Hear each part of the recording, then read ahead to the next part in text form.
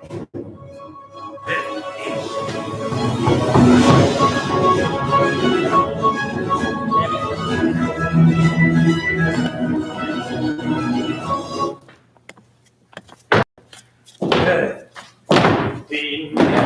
a dead man's chest, yo ho ho, and a bottle of rum. Drink till the devil get done for the rest. Yo ho ho, and a bottle of rum. The maid was kissed by the bars and spike. The boats in rain with a marlin spike. He wrote was Marcy like. All right, that's enough. Hello, everybody. Welcome, welcome. Thank you so much for joining us tonight for workshop to help us workshop a new script, a Choose Your Own Adventure of Treasure Island, Hawkin's Choice. As you can see, we are in our theater. This is actually the first time that we've been together here. So we've been doing Zoom. So this is the first time ever that we're doing this on our feet, and we're doing it for you. We really, really appreciate you being here. A couple of notes about how this is going to work tonight. So this is a staged reading. Obviously, we're not full out in sets or costumes or makeup or anything like that. We will be masked for each other's protection here today. You don't have to mask if you're in your bubble. But the big thing is how do you help us with this script? So we are going, you can see it's a very, very large script. And we all have our little pinpoints because it depends on you on which way we go with the story. So each time we come to a decision point, one of our characters, we kept going? Okay, sorry, our camera's doing weird things. One of our characters will be up here explaining to you which decision you are going to go, this way or this way. And in the chat, we will put up a link, and you can just hit that link and vote really quick. You just have 2 options each time, and you vote, and then that tells us which direction our young Mr. Jim Hawkins is going to go in life. So make sure you have your chat open so that you can hit that link when it's time, and we will get started if I get my mask back on. Let's put down my book.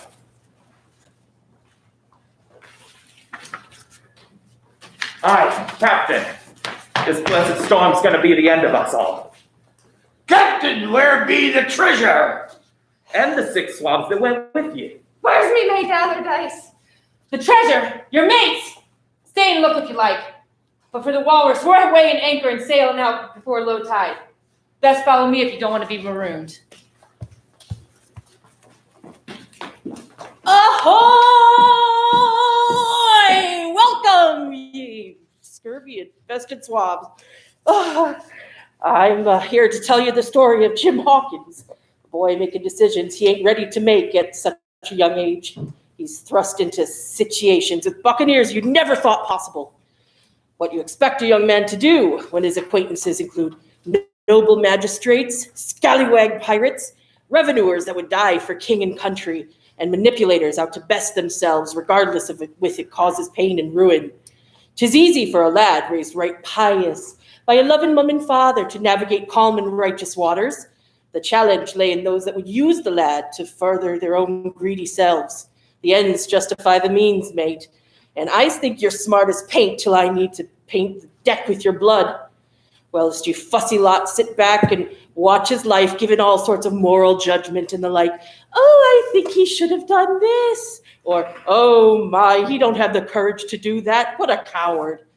You think you're smart enough to guide his choices, to pick which associates will be a bright influence, or which decisions take the lad down into deep waters. I ain't never seen such a sorry excuse for privateers, but yous be calling the shots. During this here presentation, Jim's going to have some mighty hard choices to make.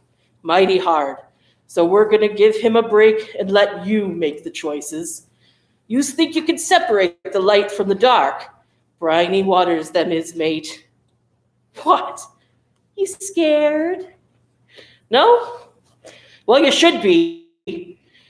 You're going to be the reason he saves the world or spills all of our blood. The story Starts out as quiet as you like. Young Jimmy working for his parents at the Admiral Benbow Inn.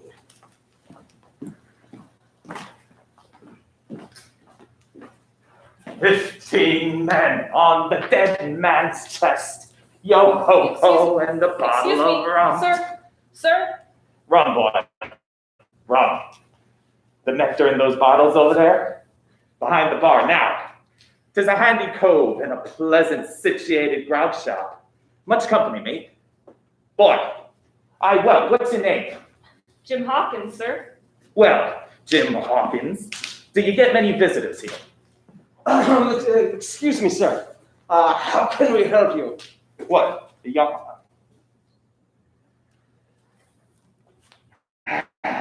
What, y'all in need for a tin ear? I asked, do you get many visitors here? Well, no, sir. Very little company. The more's the pity. Well then, this is the berth for me. Hawkins, bring up alongside and help me chest. I be berthing with the lot for a bit. I'm a plain man. Rum and bacon and eggs is all I want, and a room where I can watch ships come and go as they please. Yes, sir, Mr. Aye, you can call me captain. And here's something for your troubles. Bid me warning when we've worked through that when I get you some more. Now take me chest to me room and double back. I've got a favor to be asking of you.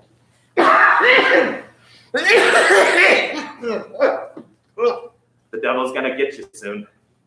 I smell death on your pipes. Well, yes, well, again, is there anything we can do for your short stay? No need. I'm figuring the boy has taken me things to the finest room in this here establishment. Mighty obliged for the young man's service. In a way of our meeting, I must tell you, our quiet inn here is not well built for loud noises or scallywags. I'm hoping you can see fit to maintain our repose. What are you insinuating, mate? Do I look like a scallywag in your eyes? William, are you cooking again? Where are you? Why are you out of bed? No offense offended, sir. I just have a family to look after. Just talking to our newest guest, my love. Jim is taking his things upstairs while we gain an understanding. A parley, if you please. I won't be crossing either of you or your fine young man as long as you don't cross me. Savvy? That's the best we can hope for. Oh, Jim, there you are. Watch yourself around this man, Jim. People don't keep coming here to be tyrannized by our guest and sent shivering to their beds. Mind yourself around him, and the inn can go as long as you and your mother are safe. Yes, sir. He is interesting, isn't he, Father? Do you think he has stories to tell? Maybe he's shooting treasure.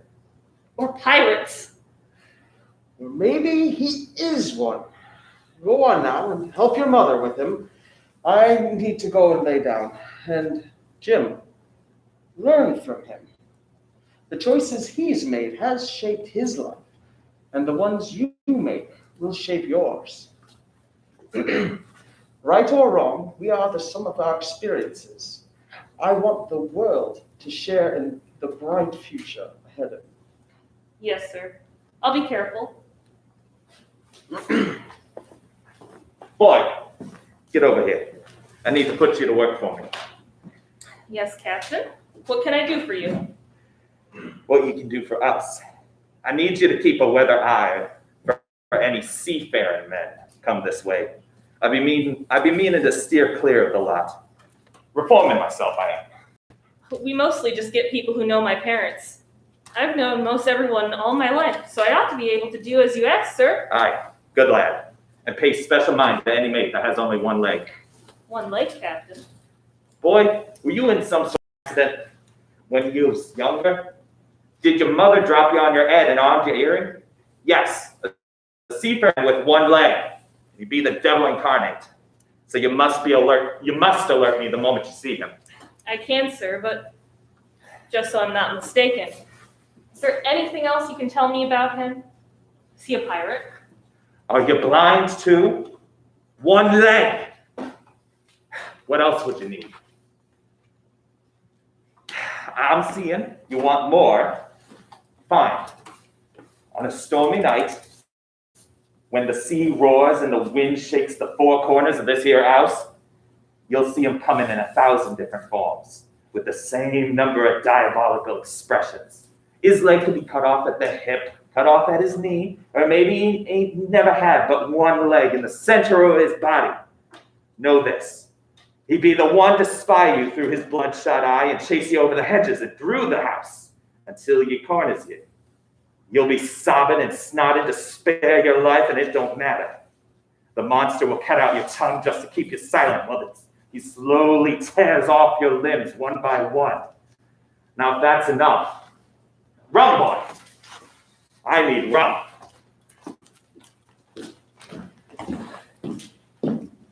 So that's how it was said to pass that old Billy Bones came to stay at the Admiral Benbow Inn, and stay he did for months and months, terrorizing the Hawkins the whole time, staring down father and leering at Jim's mum. It was obvious to see the toll this was taking on Jim's beloved father's health.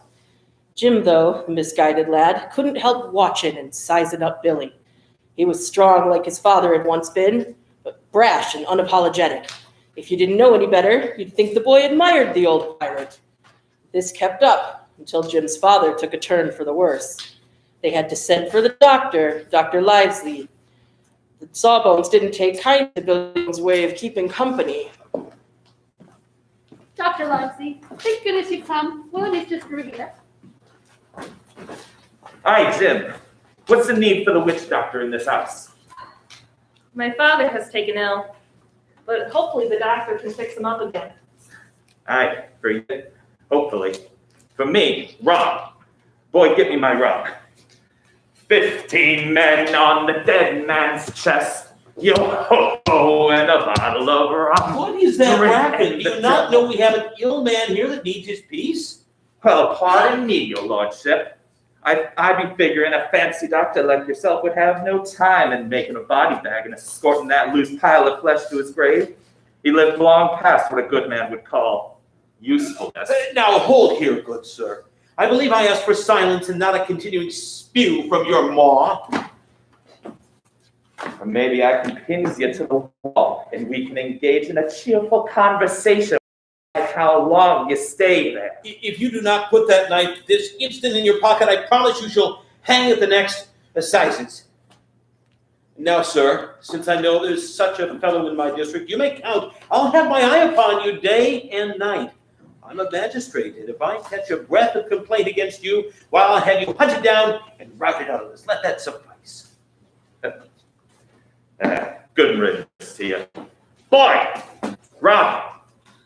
And you all can gather round while I tell you a tale of intrigue and lust in the dry Tortugas. I was a first mate on a ship sailing under the Jolly Roger, and we was after a wench the captain had spied. Aimed on meeting her family, he was. Well, I told the captain wenches ain't nothing but trouble, and we could take her family gold and be off. He would have been a savvy bloke to listen to old Billy Bones that night. Aye, good thing that captain had such sage advice coming from his crew, you blighter. Who said that? Don't you recognize an old shipmate, Billy? Or is it captain you be preferring? Black Dog. Black Dog as ever was. Come to see his old shipmate Billy at the Admiral Benbow Inn. Ah, Bill, we have seen a sight of times, us two, since I lost me 2 talons. Now look here. You've run me down. Here I am. Well then, speak up. What is it? Aye, Bill, that's you in the right of it. First, before we talk square like old mates, we must take care of important business. Rum, then? Run, boy! Yes, sirs. So, Billy, where's you been these years since leaving the company of old Captain? Oh, living the quiet life, doing a bit of gardening, and taking long walks on the beach with your mother. Oh, you always were the clever one, weren't you, Billy? You know why I be here and who's following behind me. Listen, almost hear the tap, tap, tap of his leg on the steps outside.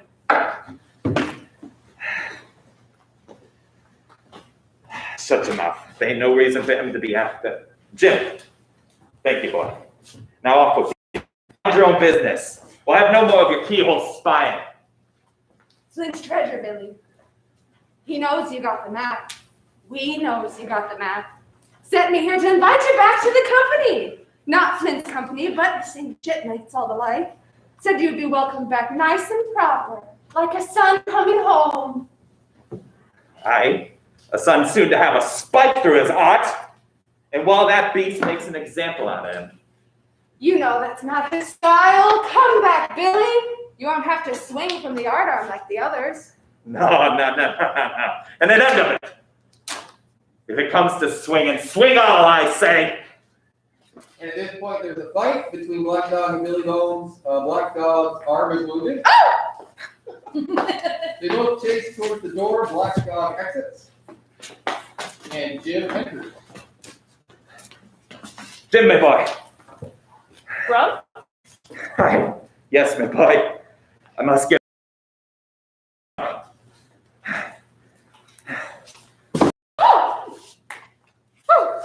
Dear me, what a disgrace upon the house, and your poor father's sick. Oh, doctor, what do we do? Where is he wounded? Billy. Wounded? Oh, a Philistine again. No more wounded than you or I. This man had a stroke. Now, Mrs. Hawkins, you head on back to your husband. Tell him nothing about this. For my part, I must do my best to save this fellow's trebly worthless life. And Jim, you get me a basin.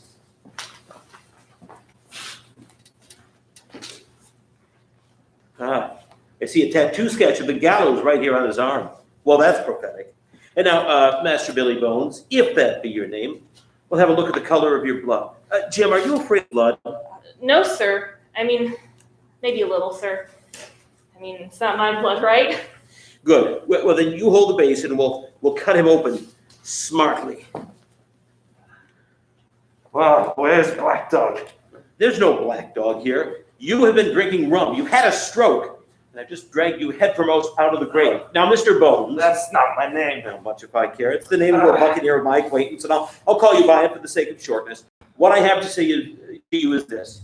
Now, one glass of rum, that won't kill you. But if you take one, you'll surely take another. And another. And I'll stake my wig. If you don't break off short, you'll die. Do you understand that? Come now, make an effort. I'll help you to your seat. But Jim, this is nothing. I've drawn enough blood to keep him quiet for a week. Perhaps. But another stroke will settle him. Now, your father is another matter. And my boy, you should spend what time you have with him, what time there may be. He'll be along, your father, on his final journey soon. I'm sorry. Jim, you're the only one here worth anything. And you know I've always kept right. You're proper in the good graces. Never a month would I given you a silver fourpenny for yourself. And now you see me, mate. I'm pretty low and deserted by all. And Jim, bring me one noggin of rum now, maybe. My father. I must, the doctor said. Doctors is all swabs. And that doctor there, why, what do we know about seafaring men? I've been in a place as hot as pitch, mates dropping around with the yellow jack, and I lived on rum. It's been me meat and drink and man and wife to me. Look, Jim, look how many fingers fidget. I can't keep them still. Not I. I'll have the horrors if I don't have a drink of rum. I've seen them already. Old Flint's in the corner there. As plain as you and me. I'll give you a gold guinea just for a tankard. I want none of your money, but what you owe my father. My poor father, who I go and spend what little time we have left together. When I get back, I'll get you your rum. That night colored young Jim's life forever. Died quite sudden. This put all other matters aside, it did. The natural distress, the visits from the neighbors, the arrangement of getting him buried, and all of the toil in the inn to be carried on in the meanwhile. The lad was so busy he scarce had time to think. Days wore on, and the captain acted as though there ain't never a worry in the world for poor Jim.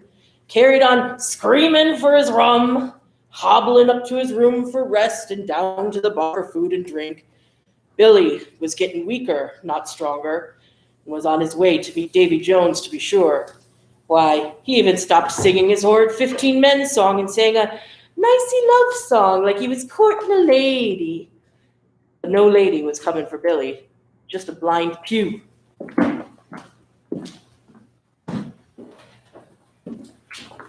Let any kind friend inform a blind beggar man who's lost his precious sight in the defense of his native country. God bless King George, where he may be now. You are at the Admiral Benbow Inn, Black Hill Cove, good sir. Ah, kind young lad. I hear your age in your voice. Now will you give me a hand and lead me in? Now, boy, take me to the captain. Sir, upon my word, I dare not. Take me in straight, I'll break your arm. Sir, it is for yourself, I mean. The captain is not what he used to be. He sits with a drawn cutlass. Another gentleman. Come now, boy, march. Lead me straight up to him, and when I make you of him, cry out, or for your friends, Bill, if you done this, or I'll do this. Here's a friend for you, Bill. Now, Bill, where are you? I can't see you. I can't see you. Hear the fingers stringing. Business be business. Hold out your left hand. Boy, take his left hand by the wrist and bring it near my right. Now that's done. We'll return for you, Billy.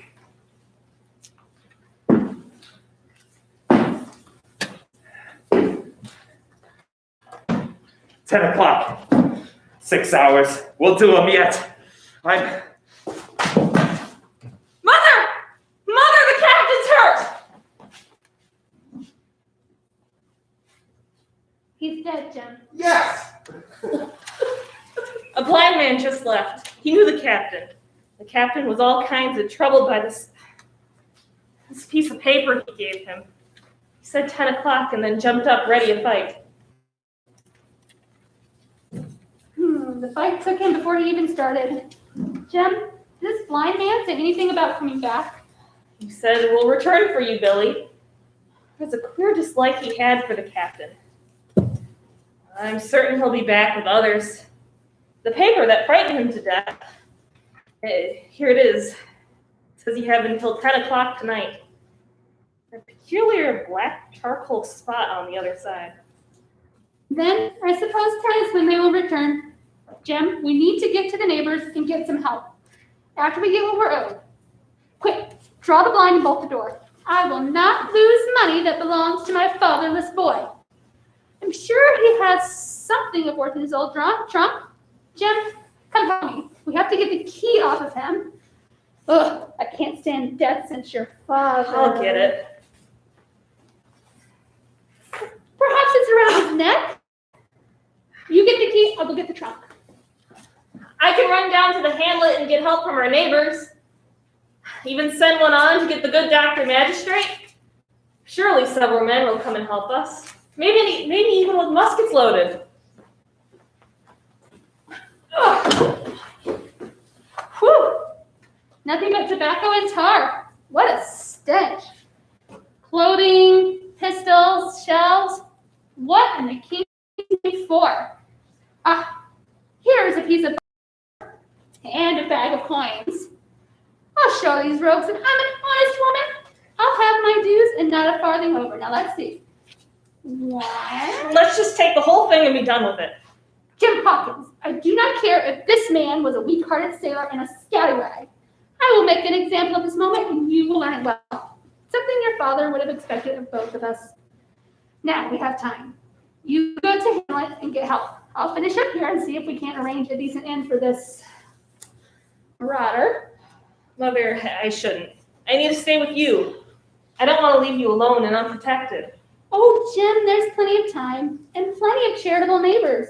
You'll be back long before his friends come calling. Well now, you'd be a smarmy lot. Are you ready to join in good tidings and help Jim make a decision? Does he go and get help, relying on the kindness of strangers to come back to save him and his dear mom? Or does he stay with his mom and fend off the pirates from the Admiral Benbow all by himself, keeping the lady folk and his family safe and bringing a smile as his good father peers down from above? If he is to stay, raise your fists in the air and say, yo-ho! No, not like this. You gotta really mean... Okay, let me explain. If you want him to stay, take your lily white rubber arms, yes, sir, like the one you have right there, and move it upwards toward the sky. And say, yo-ho, you pickaroon. Oh, okay, brash bunch of beggars. Put your hands down before you hurt yourselves. I ain't never seen such a pasty lot in all my life. If and he is to leave and get help, reach for our good Lord and Savior and give us a good pirate arr. And you there, keeping safe from the plague behind your little glass windows. Vote in the poll!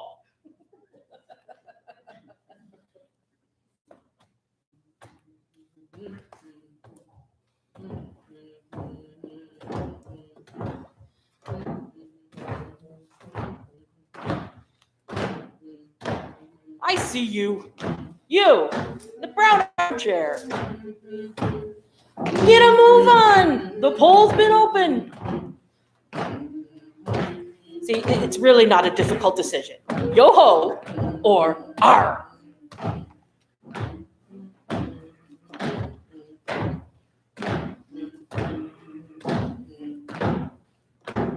Anybody got a pocket watch?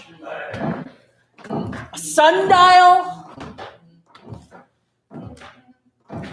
Arr! It's the arr. Okay. So you think it'd be a good decision for the boy to desert his mom and run off to get some help? Seems like a nary good idea. What could go wrong, eh? Well, I hope for you that ain't the end of them both. Land-loving, lazy, no good. Okay, I'll go off to the hamlet and get some help. Please be safe. I've lost one parent. I can't stand to lose another. I do love you, my boy. Well, I think this is about our due. And this is a fine leather pouch. Jim will like this. Woo! Aye, Banshee, you wake the dead. Bring the magistrate.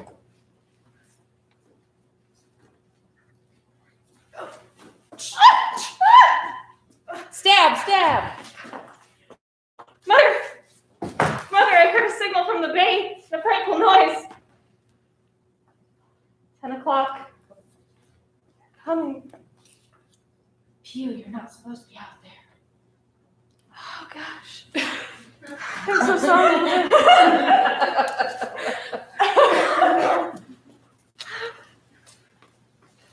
Shut this door. Careful, mates. We'll tell there's a woman folk in there that'll turn your ears inside out. In! I'll swear the bleeding woman's gonna wake the dead she was. I'd stab her twice to make it stop.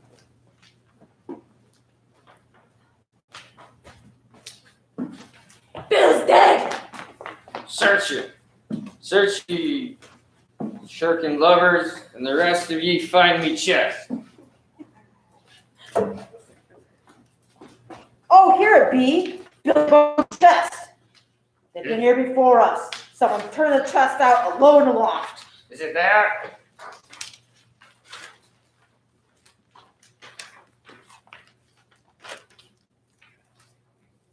The money's there! Curse the money is Flink's fist that. The little leather pouch we've been blinking looking for. We don't stay here no how. It's these people in the inn. It's that boy. I wish I had put his eyes out. Scatter and find him. Rout the house. There's Dirk's call from the ship again twice. We have to budge, mates. Blood, you skulks. Dirk's a fool and a coward. From the first, you wouldn't mind him. The boy must be close by. He can't be far. Scatter and look for him. I've dogs. Oh, if only I had me eyes. Hang it, Pew, we've got the doubloons. Cannon fire. That's from the cove. They'd be firing on our ship. Horses and pistols. You have your hands on 1,000 fools. You have your legs. You'd be rich as kings if you'd find it. And you know I'd cheer. You'd stand there skulking and there won't be dared face Bill, but I did it. Lineman, George, where are you, mate? Tom Morgan, Black Dog, Hands. You wouldn't leave old Pew, mate. Not old Pew. More horses, gunshots. He was trampled to death. That's one. Get 'em, boys. Chase 'em down. Horses riding off, more gunshots, and her dance. Hawkins family, are you safe? I am, but my mother's inside. I should have stayed with her. I believe she's dead, sir.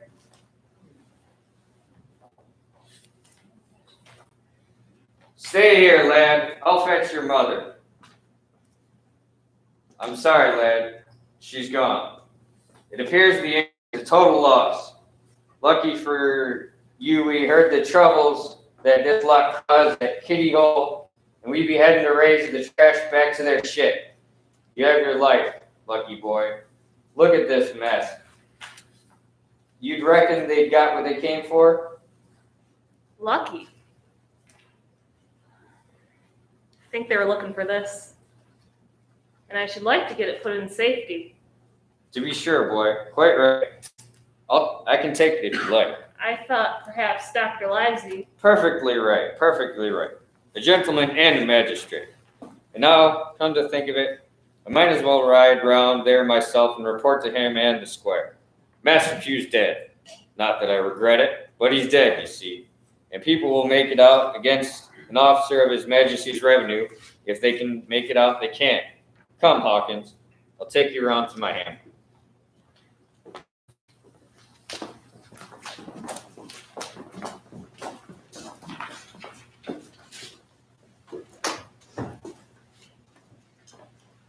You wouldn't know it, but the right chap was in for a thrashing.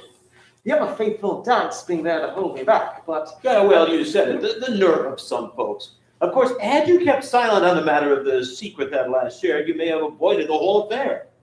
Bother with keeping secrets, where's the fun? As the story goes, good doctor, I pushed Dance aside and settled on my haunches. And with the wind at my back and Lady Luck at my side, I reached out and grabbed for the nearest man. Doctor, squire, may we enter? Come in, Dance. I was just treating the doctor to a good one of our adventures. Well, good evening, Mr. Dance. And look there, good evening to you too, friend Jim. What good winds bring you here? No good winds blowing this evening, magistrate. We found ourselves engaged in action with pirates, flush from the cove. All I could do was dispatch a man to warn the cutter. By the sound of the cannons, they were already on intercept. They got off clean, only we trod on and killed one of them. Mr. Pugh will never see the light of day again. And good Elizabeth seems to have gone to her maker as well. It was that was my critical report to you, Squire, and the lad here has a piece of the tale. Yes, sirs. The pirates killed my mother and tore apart our inn. Looking for this. They said it had something to do with Flint's fist. It's a piece of leather wrapping something heavy. Oh, Mr. Hawkins, poor Elizabeth. And you haven't just lost your father as well. It's a fine piece of work and smart thinking bringing this here to us. Mr. Dance, we will keep the boy here, newly orphaned as he is, our ward for this evening. Dance, good fellow. As for riding down that atrocious miscreant Pugh, I regard it as an act of virtue, sir, like stamping out a cockroach. And neither I nor anyone will think ill of your service to king and country. Now, my good friend, I must ask you to help us in our deal with the matter at hand. Please return the Hawkins family inn. Please return to the Hawkins family inn and oversee the cleanup. Grab a few house servants to help you with the chore. And now, Squire, one at a time. Have you heard of Flint, I suppose? Heard of him? Why, he was the bloodthirstiest buccaneer that sailed. Blackbeard was a child to Flint. The Spaniards were prodigiously afraid of him at that. I was sometimes proud he was an Englishman. Well, I've heard of him myself in England, but had he any money? Money? Have you heard this story told by Dance and Hawkin? What were these rascalous villains after but for money? What did they care for but money? What would they risk their rascal carcasses for but money? Then we shall soon know, but you are so confoundedly hot-headed and exclamatory that I cannot get a word in. That is supposing that I have here in my pocket some clues to where Flint buried his treasure. Would that treasure amount to much? Amount, sir? It will amount to this.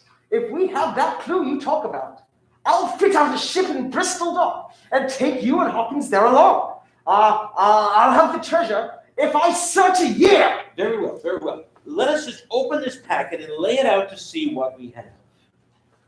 First of all, we'll try the book. Well, not much penmanship, was he now? Well, here we go. Dates and figures, and more dates, more figures, going back 20 years. What do you suppose this is? The thing's clear as noonday. Why, this is the Black-Hearted Hound's account book. These crosses stand for the ships or towns that they sank or plundered. The sums the scoundrels share, and the amounts look to have increased as he rose in rank. Thrifty man. He wasn't one to be cheated. And now for the other. Island, 10 feet, bulk of the... Tomorrow, I shall start for Bristol. In 3 weeks' time, we will have the best ship, sir, and the choicest crew in England.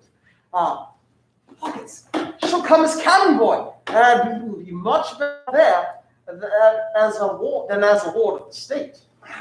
Right, you are the ship's doctor, and we'll take my trusted companion Dance. Of course, we'll have favorable winds, a quick passage, not the least difficulty finding a spot, and the money to eat, to roll in, and to play duck and drake with ever after. We'll go with you. Jim, I believe, needs to be away from this place, but there is one man I'm afraid of on this quest. Who's that? You, sir, for you cannot hold your tongue. We're not the only men who know of this paper. Those fellows who attacked the inn tonight and the rest who stayed aboard their ship, they're bound through thick and thin that they'll get. Now, we must none of us go alone until we get to sea. I will stay with Jim. You take Dance and your house staff and keep all of you inside. Of course, my chap, you are always in the right of it. I will be as silent as the grave. Oh, sorry, Hawkins. Of that I must cast doubt, but come with me, Mr. Hawkins. Let us go check back on your inn and resolve your mother's time on earth.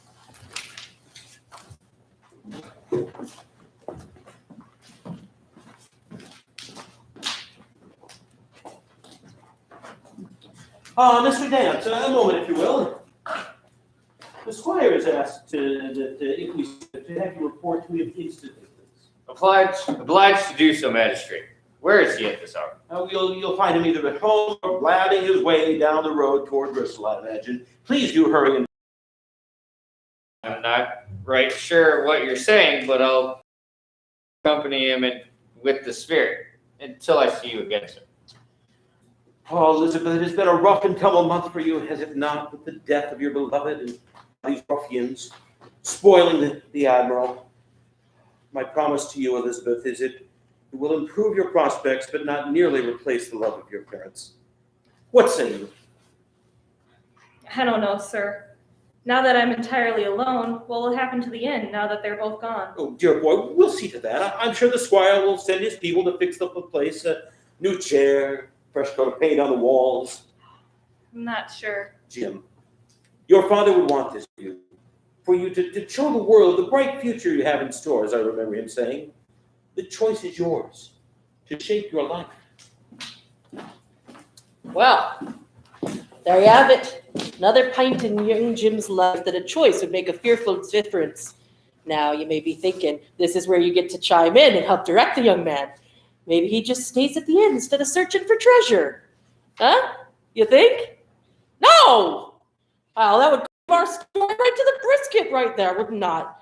No choice for yous, you greedy lubbers. No, the boy and the doctor waited at his estate for weeks whilst the squire fitted a ship, the supplies and crew, and yapped to everyone he did meet about stolen treasure and a wild adventure. Just so you keep a weather eye, soon I'll be joining the story.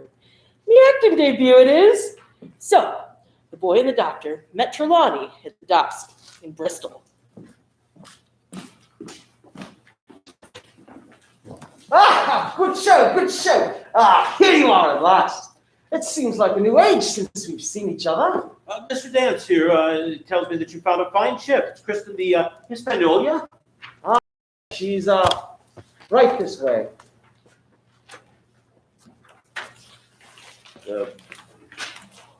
Oh, pardon me, good sirs.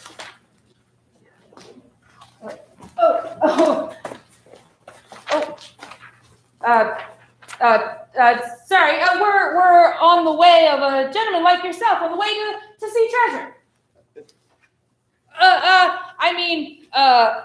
Ship heading for treasure. Oh look, there, I think that's me, Mama. What was that, Trelawney? Nothing to be sure, just a fellow off to find his mother. To be sure. As I was saying, right this way is the sweetest schooner ever even a child might sail her. 200 tons. We've got her through an old friend, Blandy, although I found him quite reliable, and everyone in Bristol is monstrously prejudiced against him. Can't understand why. At any rate, the ship and stores were easy to find. Crewing out the Beauty was a challenge. I wanted a round score of men in case of trouble during the voyage, but I had a devil of a time ever finding as much as half a dozen. Until great fortune fell on my side. Great fortune? I was standing by the dock to check in my quest when I struck up a conversation with a man out for a stroll as I. It turns out he was an old sailor that had fallen ill, lost a leg, the poor bloke, and was looking for a cook's job to get him back at sea.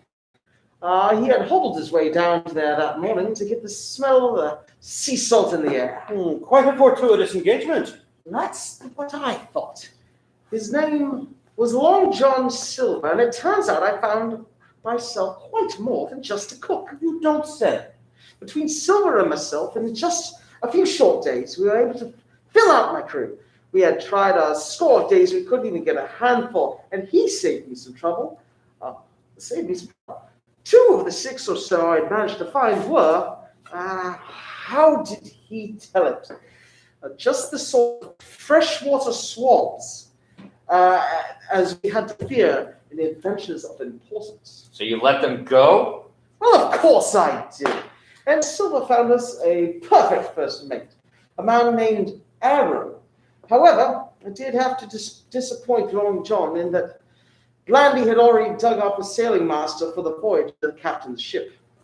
He was already under papers, so I was stuck with him. Looked for a way out of it, I tell you, but in the end, I had to break the news to Silver. Squire, you're an idiot. Sir? Well, it is quite obvious you've been letting loose your jaws, and the word treasure has circulated on these docks. Doesn't it seem a little perfect that this Silver came to you out of the blue and had the solutions to all your problems? Doctor. What do you take me for, a simple man? I know right and wrong. I have the keen sense of a hawk when it comes to people. In fact, I'll let you meet him and make your own judgments. Hawkins, do me a trifle and run along and fetch the good Mr. Silver from the inn where he works. The spyglass. He'll be hard to miss, one leg and all. And in the meantime, Doctor, we can talk about all sorts of things.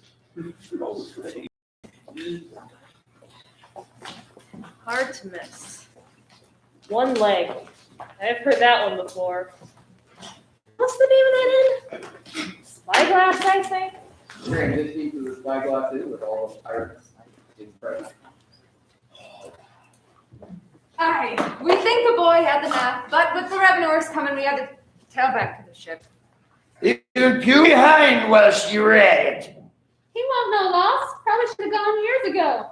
But I ain't do wishing no man to die with the defensive forces, I don't. To pew! To Pew! You know, Mary, I think you said it best. Probably should have gone years ago. Well, sing to me, Tom Morgan. You agreeing with old George, Mary? I may be dying of yellow jack. And look at me face, do I have the scurvy? Ain't nothing wrong with agree on a key point with another man.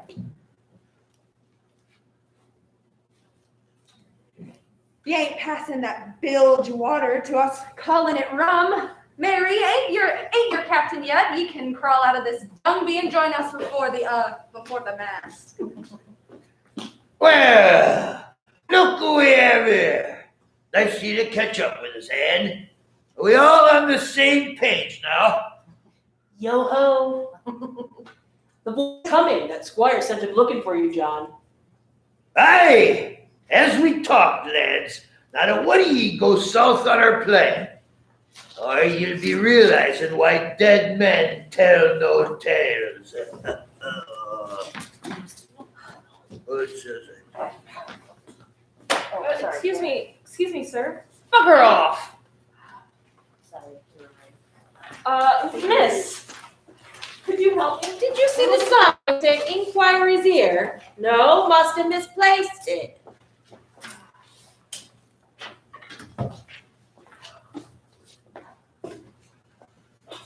I'm sorry. Excuse me, sir. Can you help me find Long? Never mind. Mr. Silver, sir? Yes, me lad. Such is me name to be sure. And who may you be? My name is Jim Hawkins.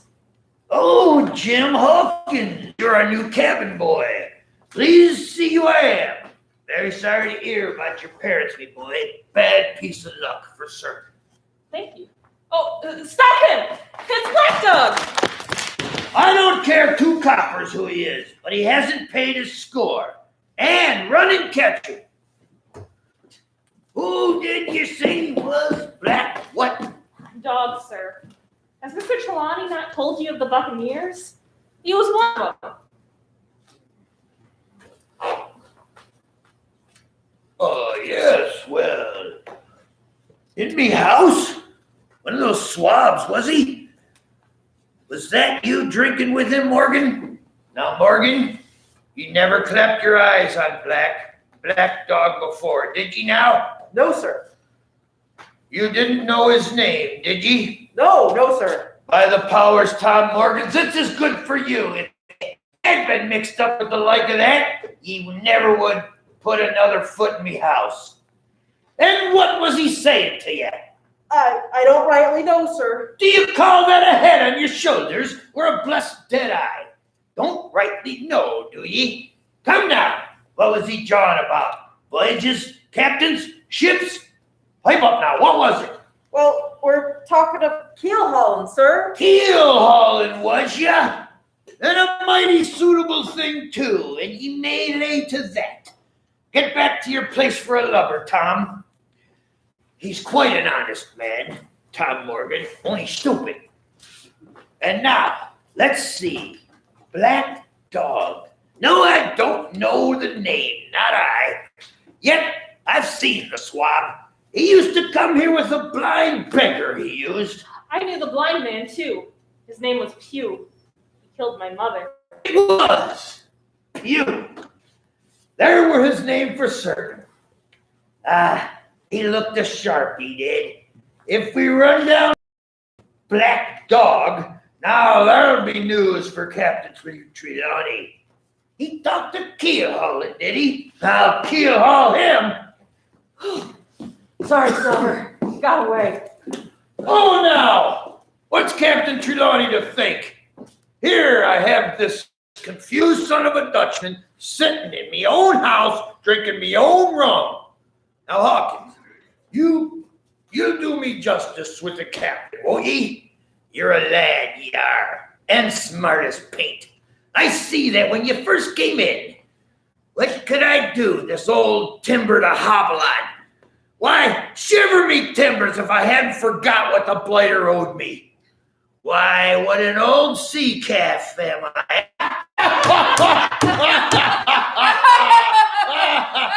All right. You and me should get on well, Hawkins, for I'll take my Davy. I should be rated ship's boy. Now, duty is duty. I'll grab me hat and step along of you to Captain Trelawney and report this here affair. I can take you to him. He sent me to find you. You don't say! Well, off we trot, Mr. Hawkins.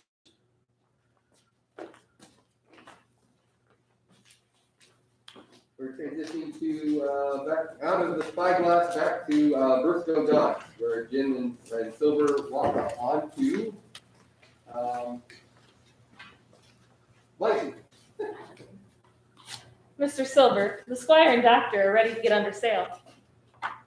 Jim, mate, call me John, and I'll be glad that they sent ye so we could get better to know each other. It'll be a long time we are at sea in search of Mr. Trelawney's island. What do you know about the treasure? The doctor was afraid the squire would put us in danger if people found out too much. Ah, on me honor, Jim, this stays between you and me. But I don't see any harm in knowing our mission. We've assembled a fine crew. Trust them with me own mother, I would. Jim, there you are. This must be... Long John Silver, at your bidding, sir. Mr. Silver, John, this is Dr. Livesey. He's my guardian and a magistrate that's going to accompany us on our voyage. You don't say. Well, pleased to make your acquaintance, sir. Oh, well, the pleasure is mine. But now, no delay. Trelawney is just over here getting us ship-shape with everything neat and tidy now. Ah, well, my dear Captain, you have found me at the same time as our new arrivals have made it. Hold one moment, if you will. Hello, good doctor, Mr. Hawkins, and Mr. Silver. Squire, we have need of a story to tell you about a recent happening at the Spyglass. You do? Well, it appears no one was hurt, and it seems that all are present and accounted for. It is of a little importance.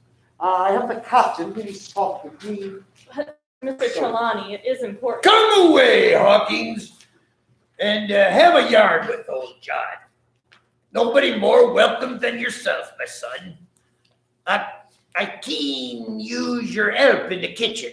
Teach you how I make me turtle and fish stew, I will.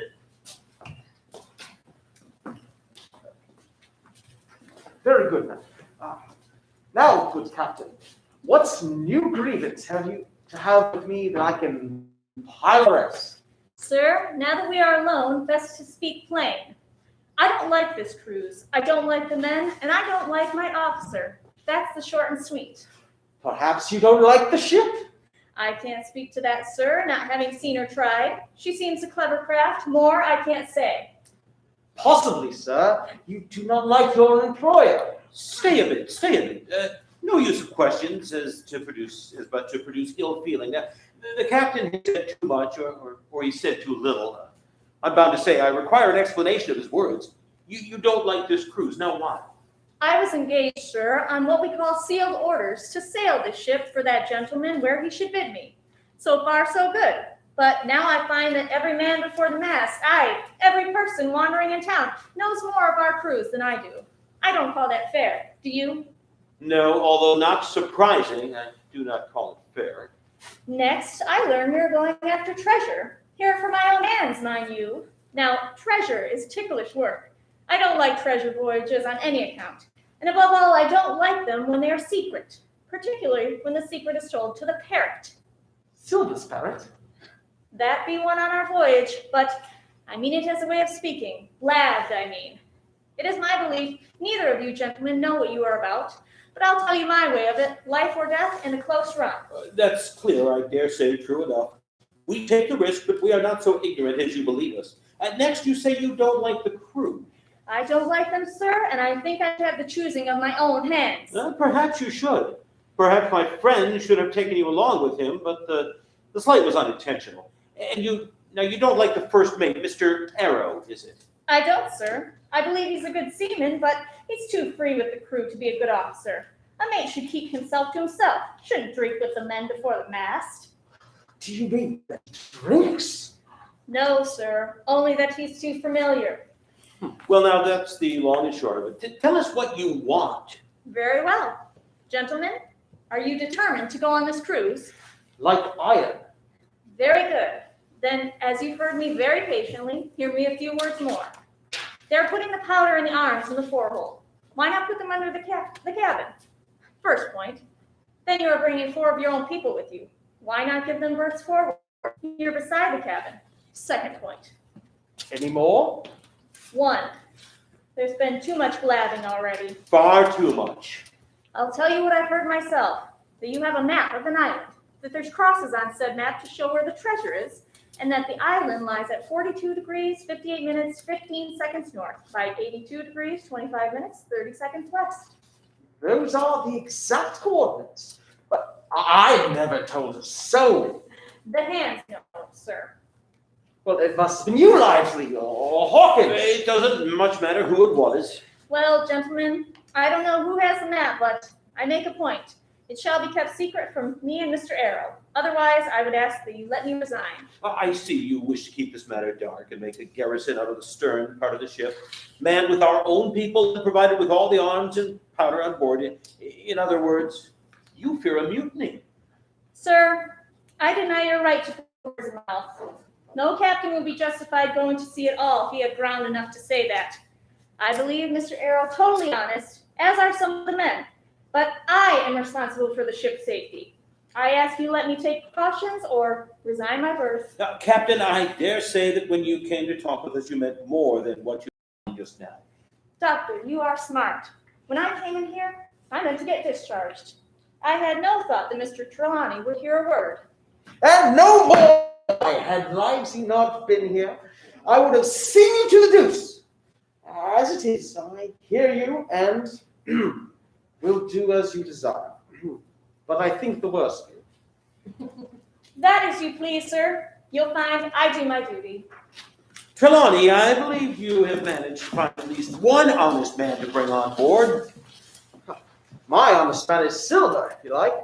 But as for that intolerable humbug Smollett, I declare I think his conduct unmanly, unsailorly, and downright un-English. Well, we shall see. But until then, on to your cruise, good squire. We're transitioning here from Bristow Docks up to the bustling ship's deck where men are moving the powder and getting silver anchors from the galley. So ho, mates! What's going on here? Into the powder, Jack. Why, by the powers, if we do, we'll miss the boat. My orders. You may go below, my man. Hands will want supper. Aye, aye, sir. Easy with that, men. You, shipboy, out of that. Off with you to the cook and get some work. I'll have no favorites on my ship. It were a great bustle throughout the night to get the ship ready. And the social types coming down to see off the more respectable among us, the squire and the good doctor. Poor Jim just stared out at the waves, thinking of his parents and his lot in life. 'Twas late when we manned the captain bars to raise anchor. Now, Silver, tip us a spade. Hey, the old one. Well then, are ye all measured for your chains, me hearties? 15 men on the deck's chest. Yo ho ho and a bottle of rum. Soon, Drink and the the anchor devil was up has and the done sails for the began to rest. draw. The land slipped away and we were on our voyage to Treasure Island. Now, yous all seem pretty savvy. May have picked out most of us mates on board, weren't in it to help the squire and doctor get the treasure. Well, maybe you, sir. You probably didn't get it. So let me slow down and explain it to you nice and simple. A good number of us on board were gentlemen of fortune, gentlewomen in me case. The move of the powder and arms put a crimp on our plans. But Silver can make moves faster than a marlin and had us figured out right quick. First, we took care of Mr. Arrow by swapping his water for rum. Made Smollett right angry, having to send him back below decks for being drunk in the first weeks of our voyage. Eventually, one night, he just disappeared. Overboard. Well, gentlemen, that saves the trouble of putting him in irons. The second part of our plan was to get Smollett and the squire on poor terms. We didn't even need help, yet help that along. The captain was of the sort of the King's Navy, all polish and perfection. Mr. Trelawney was in charge, but wanted everyone to like him. Double grog if he heard it was any man's birthday, and an open barrel of apples mid-deck for anyone that had a fancy. Captain disliked the idea of the apple barrel grog, for treating the men nice would bring out the devil. Trelawney took it personal-like and didn't know how to handle him. A trifle more of that man, and I shall explode! So, back to young Mr. Hawkins and his night in the barrel. I'll let the scene play on, but I'll be back right soon to talk about another decision to shape the boy's life. Work me to death. No favorites indeed, Captain Smollett. I'll sneak away, get myself an apple. Empty? No. Way down here at the bottom. Ah! Shoot.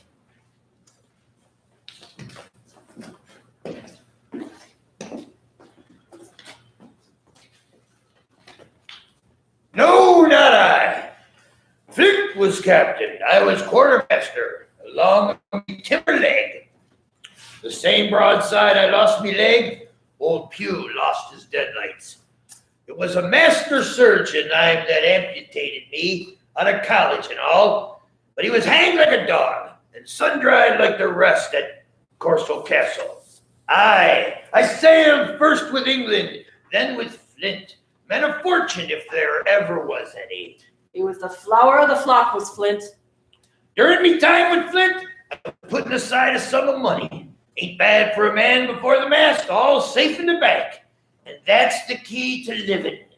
Most of Flint's crew are on board here and had lost all their money and been begging before that. Even old Pew, rest his soul, was starving in the streets because he spent his money like a lord in Parliament. Well, it ain't much use after you're dead. Aye, tain't much use for fools, you may lay to it, but now look here, you're young, ye are, and as smart as paint. I seen that when I first set eyes on you. Here it is about gentlemen of fortune. They lives rough and they risk swinging, but they eat and drink like fighting cocks. That's not the course I lay. I puts it all away. I'm 50 marquis, once back from this cruise. I set up gentlemen in earnest, sleeping soft and eating daintily for the rest of me days. That could be your story.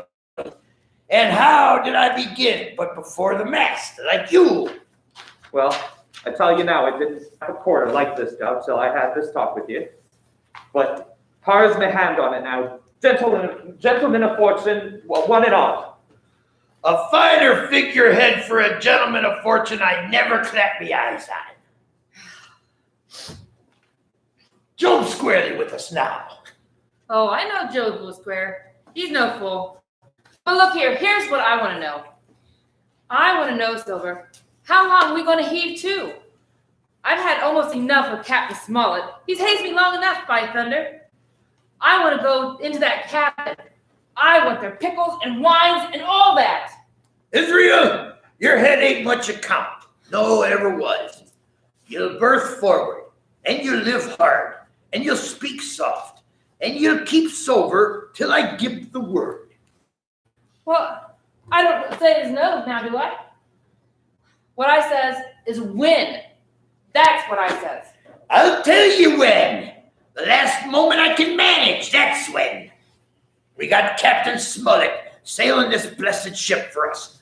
Here's the squire and the doctor with a map and such. I don't know where it is, do ye? So we waits until they find the stuff and help us get it on board. Then I'd have Captain Smollett navigate us back halfway before we strike. We're all seamen aboard here. Well, we're all forecastle hands, you mean. We can steer a course, but who's to set one? If I had me way, Captain Smollett would set us back into the trades at least. But I know the sort ye are. You'd finish with them at the island as soon as the treasure was on board. Split me sides. I've a sick heart to sail with the like of you. Easy on John. Who's a crossing you? How many brisk dying lads have I seen drying in the sun at Execution Dock? And all for this same hurry, hurry, hurry. You hear me? I know you. You'll all have your mouth full of rum tomorrow and then go hang. Some of those lads liked a bit of fun, they did. Well, where are they now? Pew was that sort, and he died a beggar man. Flint was, and he died of rum at Savannah. But when do we lay them afloat? What are we to do with them anyhow? Good man, Job. Down to business. We could put him ashore like maroons. That would have been England's way. Or cut him down like so much pork. That would have been Flint or Billy Bones. Well, Billy was a man for that. Dead men don't fight, he says. If ever a rough hand come to port, it were Billy. Mark you here. I'm an easy man. Duty is duty, mate. I give me vote. Death. When I'm living me quiet life, I don't want none of these sea lawyers in the cabin a coming home and ruining me peaceful living. When the time comes, I say let it rip. Aye! The only thing I claim is Trelawney. I'll wring the calf's head off his body with these hands. Job, jump up like a sweet lad and get old Silver and Apple, which ye. Stow that. Don't get you suckling with that, Bilge John. Let's have a go at the rum. Aye, Job, go below and get a pannikin of rum and bring her up. You know not another man of them will join. You're looking at the last one. Pity. We'll have to deal with them. Make Flint and Billy proud, we will. So, here we are, plotting our path. Young Jim over there in the barrel has been thinking some thoughts of his own. He's taken a liking to old John, reminded him of the excitement he felt when Billy Bones came to town. Here's a chance to get on the winning side, it is. So what would yous do? Hide in the barrel and wait for us gentle persons of fortune? Ooh, I like the sound of that. Us gentle persons of fortune to leave and then sneak out to warn your mates? Or would you throw sails to the wind and join up to become a pirate, true to the word and share in the gold? He is to stay quiet as a mouse in the barrel. Raise your fists in the air and say, yo-ho! Shh, stupid lubbers. He's in the stinking barrel trying to stay hidden, he is. Okay, put your hands down. The smell is getting to me, delicate senses. If it is to crawl out of the barrel and join up with our lot and embrace the day, be raising your hands and say, "Arr!" Right, got it back to the polls, mates.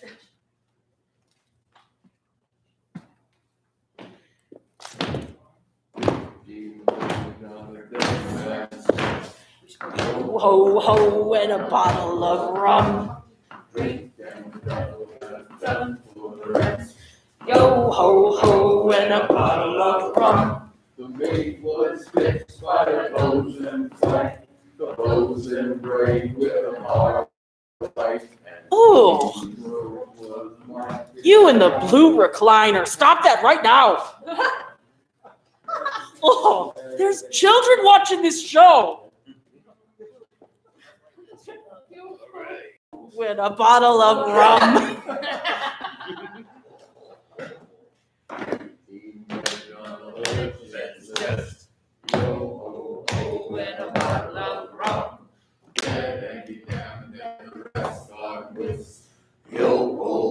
You. Yeah, you, on the brown couch. You ever thought of turning pirate? We have a couple openings coming up.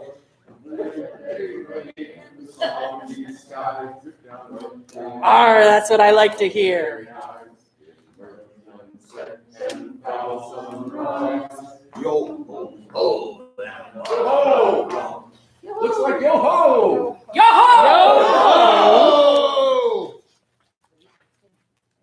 Well, aren't you just a righteous group of do-gooders if there ever was? Okay, we'll go down the course you're steering, but hey, don't blame me when poor Jim is picking his entrails up off the deck of the Hispaniola before we hit port. Oh, and sometimes things happen, and it don't matter what your bladders wanted. Job! Job. Job, be ahead and get old John an apple. This rum's still leaving me with a hankering. I heard Job's no fool. He's having a long time before he's a savvy man of war. What have we here now? Who's scared? Why, Jimmy lad, run on with you now. You don't need to be hanging with these buccaneers. I wonder how long you've been in there. Are you blokes? There's no hanging party until Captain Silver comes down from the crow's nest. Aye. Land ho! Oh. Well, there's a development now, ain't it? And here we go to blackout. This is the end of Act 1. Yes, this is the end of Act 1. We are going to take a couple-minute intermission here for our players as well as for us to see what's going on with the camera. It keeps clicking off. So we're going to see. So go potty, get a drink, get some snacks.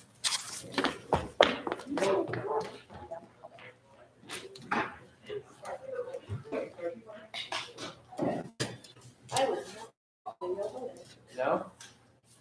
It's up to you.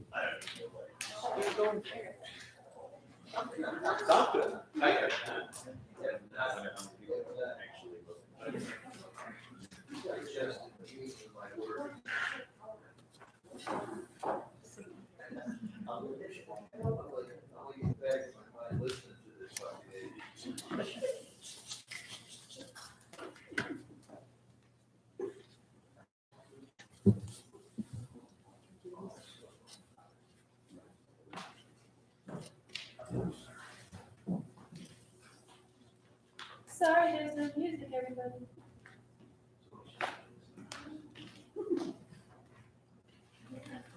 So maybe a little commentary from the author while we're waiting on intermission here. So, Absolutely. just wanted to, we talked a little bit at the opening about why we were doing this, and we're gonna kind of get into like 12 now, 8:14, maybe come back. Yeah. Okay. 8:14 sounds good. So I can babble on for 2 minutes and entertain no one but myself. But so the reasons why we're doing this is not only to get back into the theater and do the art, but also to encourage other folks that this is something that we really enjoy doing. And if you have a script of your own and you're a playwright out there, this is something that I think and we're making a documentary. We'll see this later, but everyone on this cast has said basically they'd love to do this again with another script. So if there's anybody out there that that you've written a script and you'd like to see it get produced, not saying that we can do every one that came our way, but send it on in. Jump on our website, interstagedirect.org, and take a look at send us something into or probably go to Regina, Spain. She'll be the one who picks it up. And we can start talking about, hey, how can we go through this workshopping process. What y'all haven't seen is we started out on revision 5. I did 5 revisions, and then we started the workshopping process. We're now on revision 11. We're going to get 11 or 12 before we put it away in a while until we stage it again next year. So there's a great process here. If you're a budding playwright, please bring your shows forward. We would love for a cornerstone of our theater to be local playwrights. Absolutely. And it is now 8:14. Well, look at that. We got to make sure all of our players are back. I got it on and entertained you. No, you're good. So the workshopping process is really cool for us as artists, especially because right now there's nothing to engage us other than whatever we find to do. The workshopping, all the people you see on stage tonight, we've done one run through of each of the paths, and so just one each on Zoom. And now we're doing it in a way that just lets you guys decide. So, so this is the first time that we've just thrown caution to the wind and done it. It's the first time we've been on our feet and in the space and all that. So we're having fun. And thank you. Any kind of feedback that you guys have, you can absolutely send our way to ESRtheater@gmail.com. That'll get to us as well. We'd love that. So. Is the camera on? The camera's on, yep. So I just have to like walk by again Yes, you awkwardly. do. Hi, Anton, I love you. Anthony's connection has been fine if it matters. It does matter. It does matter. Hi, Anson. I love you. Don't step on my toes, Nick. Oh, Anson's the one in the blue chair. Uh-oh. Okay. It's a recliner too. Our in-body's colorblind, so. All right. We are ready to move to Act 2. Okay, so Act 2, Scene 1, lights up on the ship's crew. We've got Smollett, Silver, Livesey, Squire, Jim, Morgan, Mary, Joe, O'Brien, and Dan are all on the deck looking desperately to see land. And now, men and ladies, has any of you seen the land ahead? I have, sir. I watered there with the trader I was cooking. The anchorage is on the south, behind an island, I fancy? Yes, sir. Skeleton Island, they calls it. We're a main place for pirates once. And ahead, we had on board, note all their names for it. I have a chart here. See if that's the place. Hey, this is the spot to be sure. And very pretty drawn out. Who might have done that, I wonder? Here it is. Captain Kidd's Anchorage. Just the name we shipmates called it. Thank you, my man. I'll ask you later on to give us help. You may go. Here's a sweet spot, Jim. A sweet spot for a lad to get ashore on. You'll bathe, and you'll climb trees, and you'll play with goats, you will. Why, it makes me young again. I was going to forget me timber leg I was. It's a pleasant thing to be young with 10 toes, and you may lay to that. Doctor, let me speak. Get the captain and Squire down to the cabin, and then make some pretense to send for me.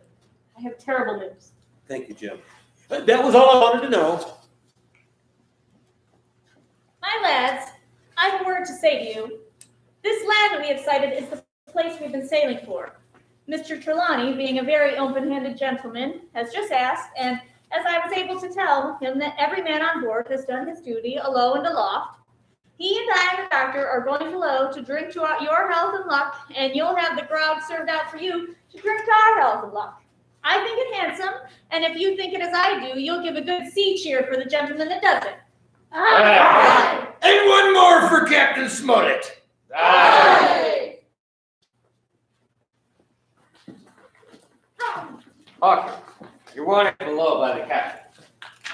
So now we're going lights down on the deck and then lights up in the cabin of the ship. We got Squire, Lively, and Smollett hanging out, and Jim and Dan will enter.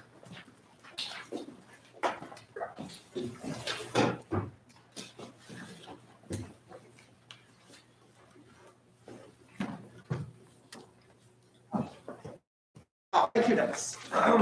If you please stand outside the hall and stop anyone from thinking of crashing in on our conversation. Yes, sir.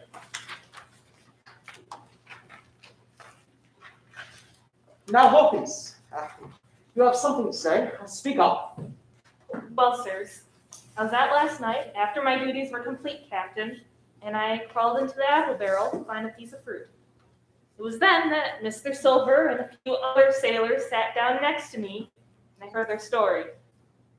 They're pirates, sir, from Flint's crew, and they've taken their aim at turning every man to their ways.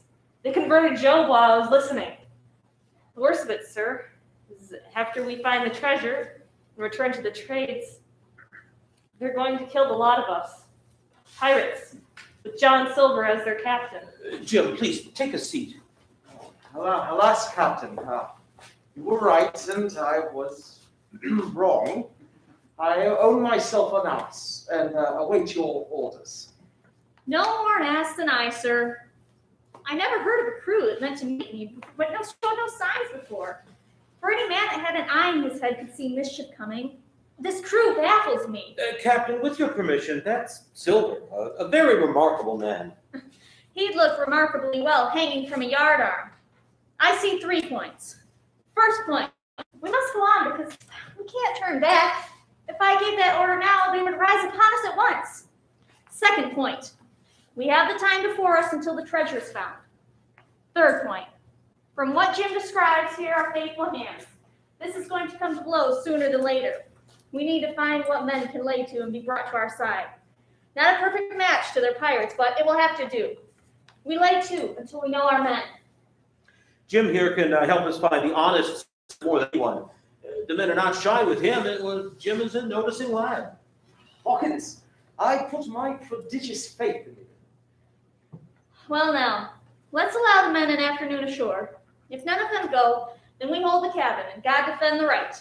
If some of them go, maybe Silver can keep them together enough to give us time to devise another plan. Silver is as anxious as you or I to smoothen things up. Give him a chance, maybe he'll keep them on track until we are back in the trades. Well, it's decided then. We'll take loaded pistols for us and Mr. Dance. God save the king if we have to fight our way out of this. Now we're transitioning from the cabin back up to the deck. My lads, we've had a hot day, and all are tired and out of sorts. A turn ashore will hurt nobody. As many of you as you please can put boats in the water and go ashore for the afternoon. I'll fire a gun half an hour before sundown. Right. Yeah. The boats in the water. Jim sneaks out and jumps into one of the boats. Dance comes on stage and sees him just as he disappears. The doctor's following right up. Jim, what are you doing? Mr. Dance, what's the trouble now? Jim, he's just jumped aboard one of those boats. Did he betray us? No. I'm sure the boy has a plan in mind to find the honest sailors. Even odds on if we'll ever see that young man again. Well, there are only 6 left aboard, and could fall on the 6 mutineers and take the boat, but there's not a breath of wind to aid our escape. Hawkin slipped onto one of the boats bound for shore. The lads betrayed us? That's a question. That is not to be answered. There is no way the boy has left our ranks. Perhaps he's trying to get information on the men who are still loyal to the crews. As I said before, the men are not shy with him. Little worry of ours now. We have more important things at hand. Mr. Trelawney and I were talking up a plan of leaving the ship. We'll take what guns and supplies we can and hide out there, in the stockade. It was built in a well-defendable position and might allow us to outlast the scoundrels. There is little doubt if they don't kill one another, this island will get them. I'll bet my weight there's fever on this island. Why, I could smell the stale air as soon as we set anchor. Well, then that settles it. Livesey, you and Dance take the jolly boat and a load of supplies and survey the stockade. Small line will stay here and make preparations. No doubt when the fools decipher our intent, they will attack. We need to be ready. Off we go, Dance. Smollett will be back quickly, if at all. Godspeed, men. So now we're transitioning lights down on the boat, lights up in the jungle. You got Jim Murder. Well, yeah, you'll see. Yes. Captain Silver? Jimmy lad. Hang on one second. Talk with O'Brien tonight. O'Brien, matey, it's because I think's gold dust of you. Gold dust. And you may lay to that. If I hadn't took it to you like pitch, do you think I'd have been here a warning of you? All's up. You can't make nor mend. It's to save your neck that I'm a-speaking. Silver, you're old, you're honest, and you've money too, which lots of poor sailors haven't. And you're brave, or I mistook. And you tell me you'll let yourself be led away with gentlemen of fortune? Not you. Not as sure as God feeds me, I'd sooner lose me hand. If I turn again me duty. John? Hands off! Hands off if you'd like. Hands off if you'd like, John Silver. It's a black conscience can make you fear me. But in heaven's name, what was that? That? Oh, I reckon that'd be the other crew not turning away from their duty.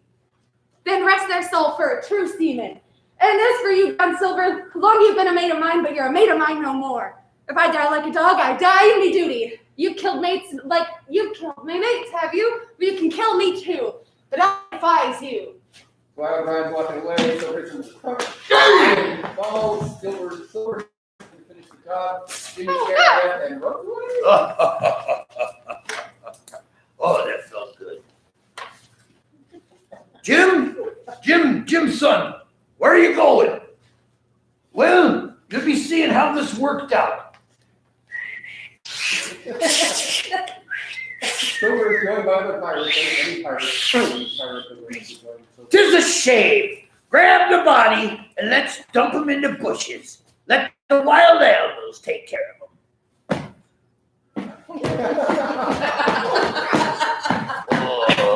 So now Light's down on the island, back up on the ship. Smollett and Squire are present, and Livesey and Dance are just returning. Well, Doctor, what did you find? It is there and more perfect than the map tells it. I'd say we could defend against a regiment if needed. Good show, Doctor. Trelawney and I have been watching, and I think there is a man who moved to our side. He nigh fainted when he heard the scream earlier. Another touch of the rudder, and that man would join us and make our complement fight again. I dare say, Doctor, that scream could have been our young Mr. Hawkins. But no, we don't know that. Stiff upper lip, good man. Jim is out there doing the brutes and dodging them and then collecting intel for our fight. Captain, let's tip the rudder and be off with the balance of our supplies. Mr. Hanks, we are aware of your treachery and intend to leave the ship. Here are two of us with a brace of pistols each. If any one of you make a signal of any description before we reach the shore, that man is dead. Smollett, that's the last of it. Let's push off. One moment. Now then, do you hear me? It's you, Abraham Gray, that I'm speaking. Gray, we are leaving this ship, and I order you to follow your captain. I know you are a good man at the bottom. I give you 30 seconds to join me. And fight off stage. Good man, I knew you would be. Now, Livesey, we are complete and may leave. Now we're transitioning again. Light's down on the ship, up on the jungle. Who's there? I think I may begin to regret what I've done here. Goodbye, Hispaniola. Goodbye, Doctor, Squire, and Captain. There's nothing left for me here except death by starvation or death at the hands of mutineers. Is someone there? Who are you? Ben Gunn. I'm poor Ben Gunn, I am. I haven't spoken with a Christian in these 3 years. Three. Yeah. 3 years? Were you shipwrecked? Oh, mate. I was marooned 3 years ago, and I lived on boats since then. And berries and oysters. A man can do for himself, says I. But, mate, my heart is sore for a Christian diet. You might happen to have a piece of cheese about you now. Many's a long night since I drink to cheese. Toasted mostly. And woke up again, and here I were, thinking of nothing but the sharp, chaste, and creamy texture of a fine cheddar, or the smooth, crumbly Asiago, or my favorite, strong, nutty nourishment known to man and God before his Parmesan. What treat me I teeth for a slice, I'd say. Stop that! Well, I don't have any cheeses. But if I could ever get aboard the Hispaniola again, you shall have cheese by the stone.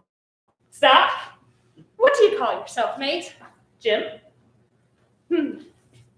Jim. Well, Jim, let me tell you, I've lived as rough as you'd be ashamed to hear. Now, for this instance, you'd just think I'd had a pious mother. Now, would you? Look at me.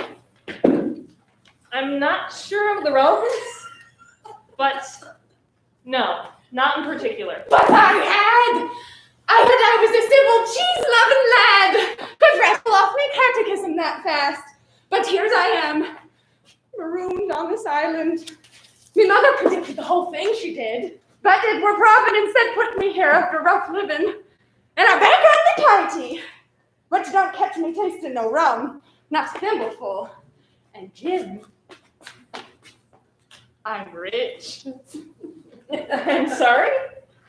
Did you hear me, boy? I said rich, see? Rich! And I'll tell you what, I'll make a cure out of you. Jim, bless your stars that you're the first one who found me. Now, Jim, you tell me. That ain't Flint's ship out there, is it? That's not Flint's ship. And Flint is dead. Worse luck for the rest of us. Some of his old hands are all on board. Not a man with one leg. He'd be easy to spot, you would. Yes. What is it with people thinking I wouldn't notice a man with one leg? Silver? Silver, that be his name. Say Long John, I'm good as pork.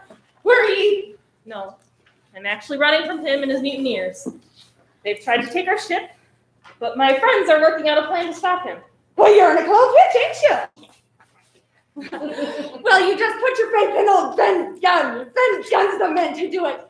Did you think it likely that your friends are liberal-minded in case someone would help them out of a closed hitch, would they? Huh? Why, yes. They are the most liberal of men and would repay their due. What I means to say is, if treasure were found, would she give a man back his share in civilization? That was the plan. Everyone get a fair share on our return to England. And passage home? And maybe a nibble of some cheese? Why, of course. And if we get rid of the others, we'll definitely need help to sail our ship home. So you would. So I'll tell you this. And be prepared, Jim. I haven't talked to a Christian in a while, so I may be winded. I were on Flint's ship, where he buried the treasure. He and 6 strong seamen on shore by themselves. One day, about a week into our stay, Flint comes up all by his onesie, his head done up in a blue scarf. There had been a battle and a murder, him against 6. He done it, not how he done it, no man knows. Billy Bones were the mate, and Long John was the quartermaster. When they asked, where is the treasure, where, he answered, you can go search, but the walrus is headed back to sea. When I was in a different ship about 3 years back, we sighted this island, and I said, boys, here's where Flint's treasure is buried. 12 days we looked for it, and every day the mates had worse words for me. Finally, one day they said, Benjamin Gunn, that's me. Here's a pickaxe, a spade, and a musket. You stay here and find Flint's money yourself. And I was marooned with no cheese. Thank you. But you wink and pinch your old friends and poke them with long sticks. And you tell them, say, Ben Gunn didn't waste his time on this island. Staring at the sea wishing for rescue, he did something right productive with his time. Well, I don't understand one word of what you're saying, but it doesn't matter because I'm stuck on this island with my friends on the ship. Well, that's a hitch for sure. But there's a boat I made with me on 2 hands. You could use it to get back to your ship. Keep under the white rock near the shore. We might try it in the dark. Ooh. They have a fight. Follow me. No, not I. You see your gentleman or captain, and I see your gentleman or captain, and gets on their word of honor, they would help Ben Gunn right safely into their company. Tell them your words. I did something right productive.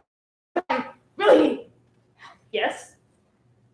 Yes, and now may I go? If you see silver, you wouldn't go for to sell out Ben Gunn, would ye?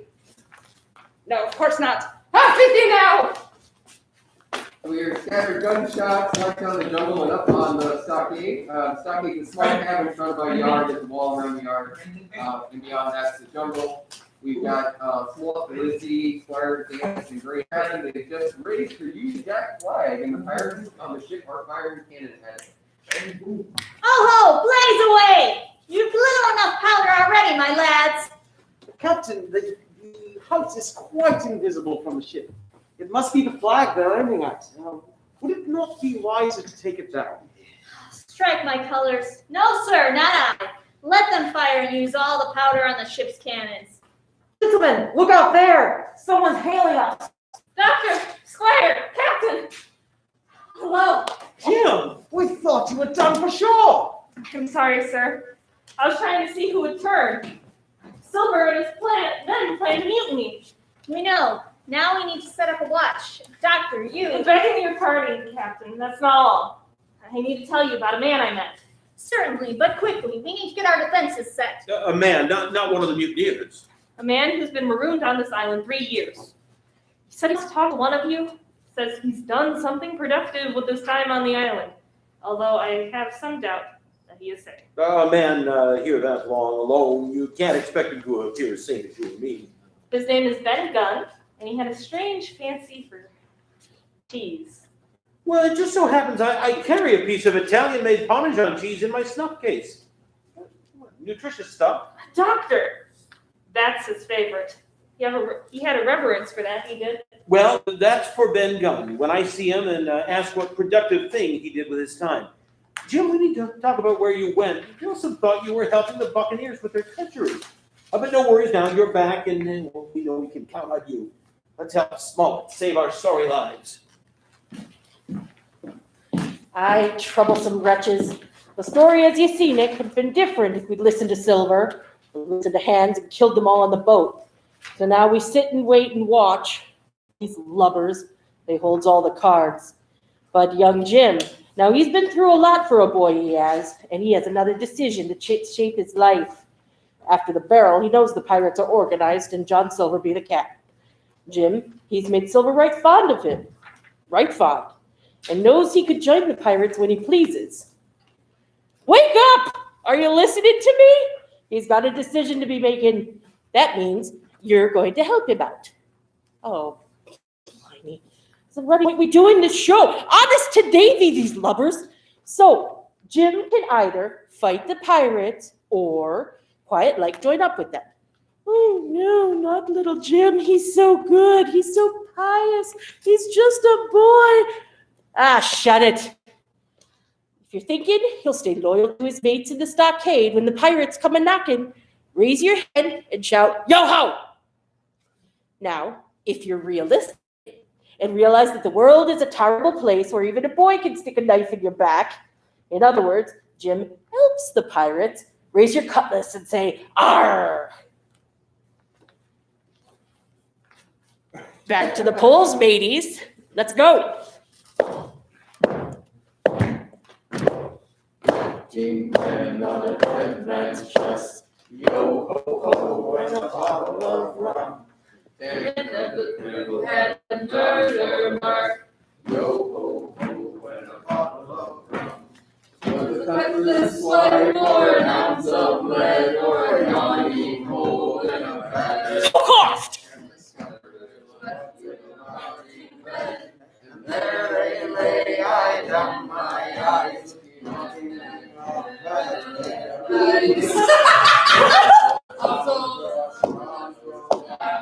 Yo ho ho, if it that's a rum.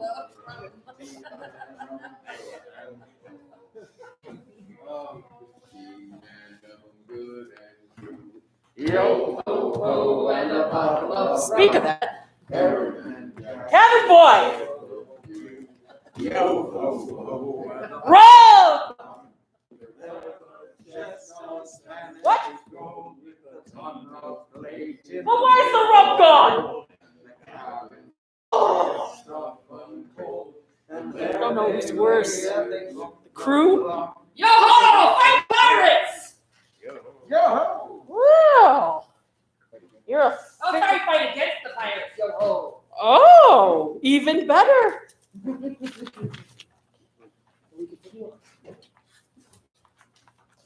Well, what did you make of him, good or evil?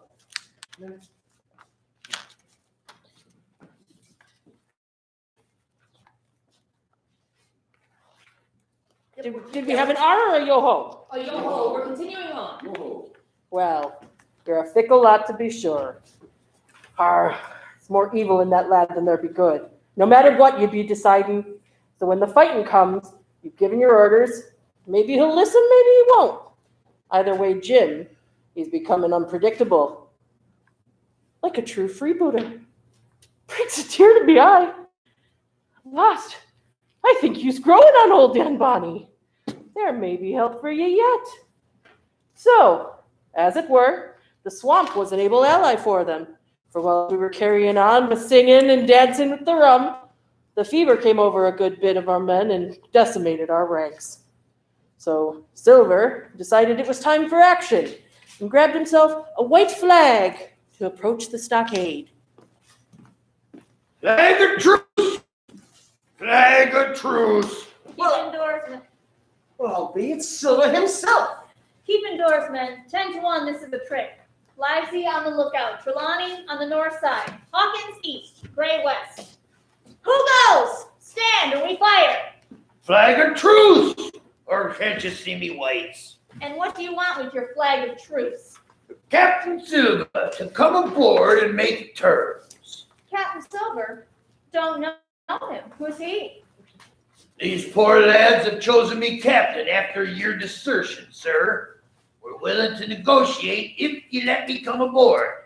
All I ask is your word that when we're done, I make it safe and sound out of this here stockade.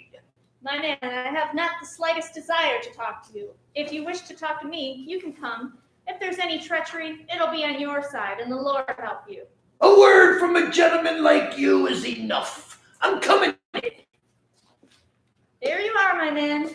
You'd better sit down. Well, Captain, you'll have to give me a hand up again, but I'll oblige your counsel here. Oh, Jim, top of the morning to you. Wondering where you'd got off to? Doctor? Oh, and Doctor. Well, we're all here together like a happy family, in a manner of speaking. If you have anything to say, man, you better say it. Ooh, right you are, Captain Smollett. Duty is duty. Well, here it is. We want that treasure, and we'll have it. That's our point. You would just as soon save your lives, I reckon, and that's yours. You have a chart, haven't ye? That is maybe. Oh, well, ye have. I know it. What it means is, we want your chart. Now, I never meant ye no harm. That won't do with me, my man. We know exactly what you meant to do on this voyage. Well, if Abe Gray told you... Avast there! Gray told me nothing, and I asked him nothing. And what's more, I would see you and him and this whole island clean blown out of the water and into blazes. So there's my mind for you on that.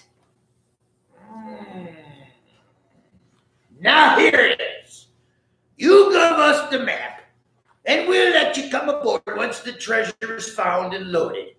And I give you me affidavit to clap you somewhere safe ashore near the trades. Handsomer ye couldn't look to get. And I hope that all hands in this here blockhouse will overhaul me words. For what is spoke to all. Is that all? Every last word, by thunder. Refuse that, and you've seen the last of me but musket balls. Very good. Now, you'll hear me. If you'll come, one by one, unarmed, I'll engage to clap you all in irons and take you home to a fair trial in England. If you won't, my name is Alexander Smollett. I've flown my sovereign's colors, and I'll see you all to Davy Jones. You can't find treasure. You can't sail the ship. There's not a fit man among you. Those are the last good words you'll get from me. For in the name of heaven, I'll put a bullet in your back when we meet again. Tramp, my lad. Bundle out of this, please. Hand over hand and double quick. Give me a hand up. Not I. Who'll give me a hand up?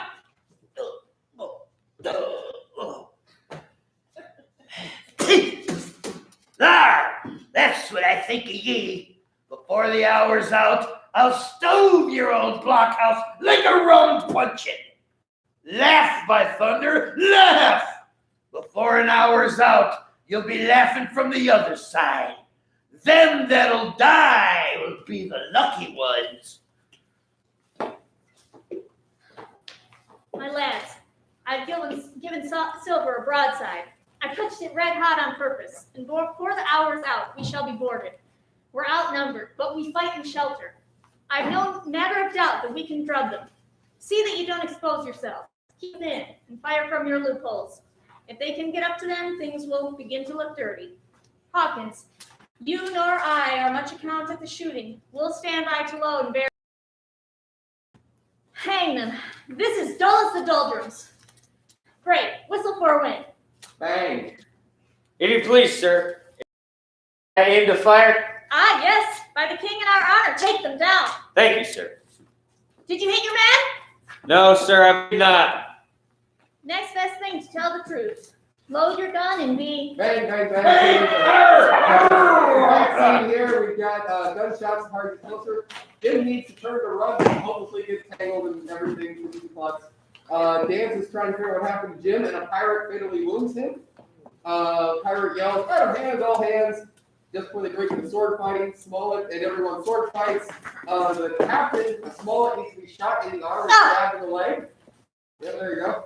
And after a few losses, the pirates need to retreat. Only one pirate went out there. Bang! Okay. And then we're back to the lockout. That's why we call it workshop. Oh, the captain's wounded. Had they run? All that could, you may be bound. There's a few that will never run again. Unfortunately, it seems Mr. Dance also got his fair share. Be I going, Doctor? Mr. Dance, my man, you're going home. I wish I had a lick at him with the first gun. Dance.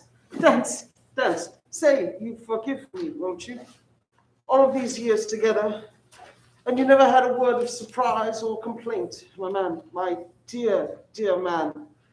Wouldn't be respectful like a revenuer having to forgive you, swear. Howsever, so it'd be nice though if somebody might read a prayer. It is the custom, sir. Eternal rest grant unto them, O Lord. Let perpetual light shine upon them. Through the mercy of God, rest in peace.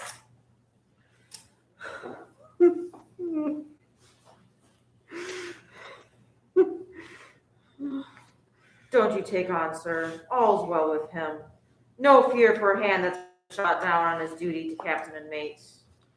Now, you captain, let's take a look at that arm and leg.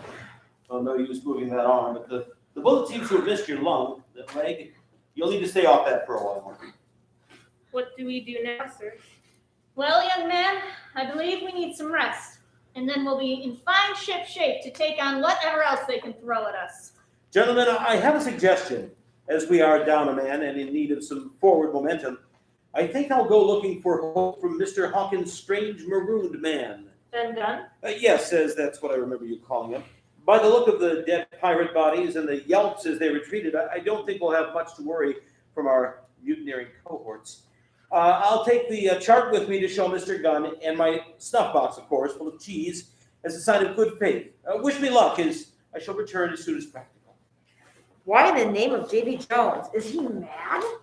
The doctor has his ideas. Listen, Gray. Would we be best to wait until the doctor returns from talking with Ben, or strike a second solution to our situation? What are you getting at, cabin boy? Ben told me of a small boat he had made with his own hands. Not anything to sail us off this wretched island. But what if the pirates decide to take Hispaniola and sail off, waiting us out while the island kills us and then come back to reap the reward? I doubt those buccaneers would have had the patience to do as you're suggesting. All right. But wouldn't we be in better spirits if we knew we had the Hispaniola under our control? Well then, what if one of us could take Ben's boat and go out and seize back control of our ship? I mean, it's a fair chance they haven't even left anyone on board, knowing that we have no boat to go back out to her. That's a plan, but there's only a few of us here. Best to sit tight until the doctor gets back. Safest route, I bet the captain would agree. Hi there. Great. Come over here and help me with Smollett's bandages.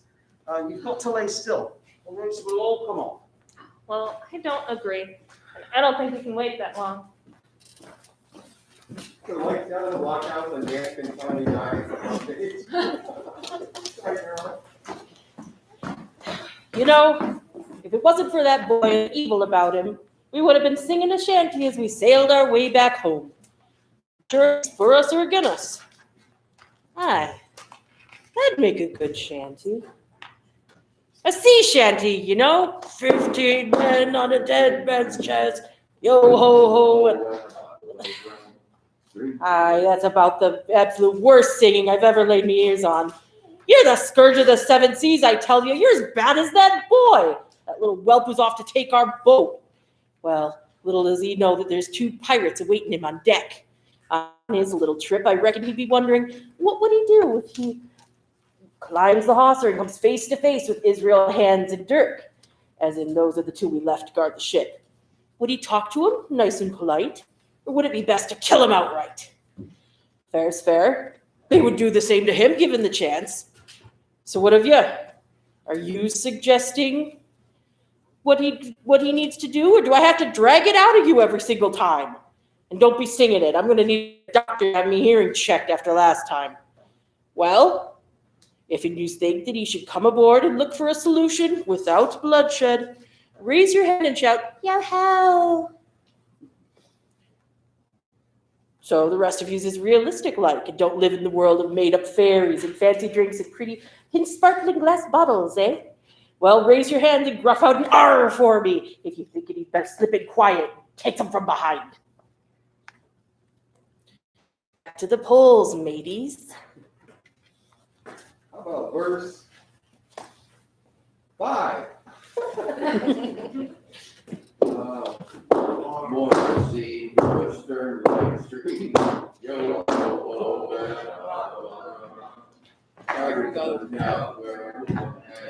On the beat. See, this is how you do it. It's not that hard.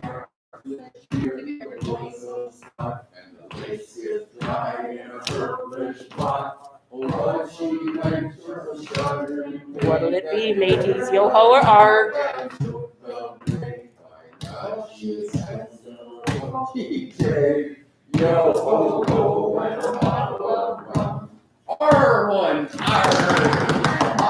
Oh, my, a bloodthirsty lot, are you? The boy's got a sorry evil, I'll give you that, because you're the ones that caused it. You've confused everyone about what's in your hearts, and it makes me hang the jib. So my guidance of all yous, Jim Boy approached the Hispaniola and decided it was smart to cut the hawser and set them adrift. Bold move. Almost drowned him as the rope snapped and sunk Ben Gunn's teeny boat. As he hung on for his life, you could hear the 2 stupid pirates on deck trying to get a hold of the ship and each other. I'm done with use for now. Go get myself some grog. Yeah, that'll make it better. Maybe a hempen halter for some of these useless, no good. Come aboard, Mr. Hands.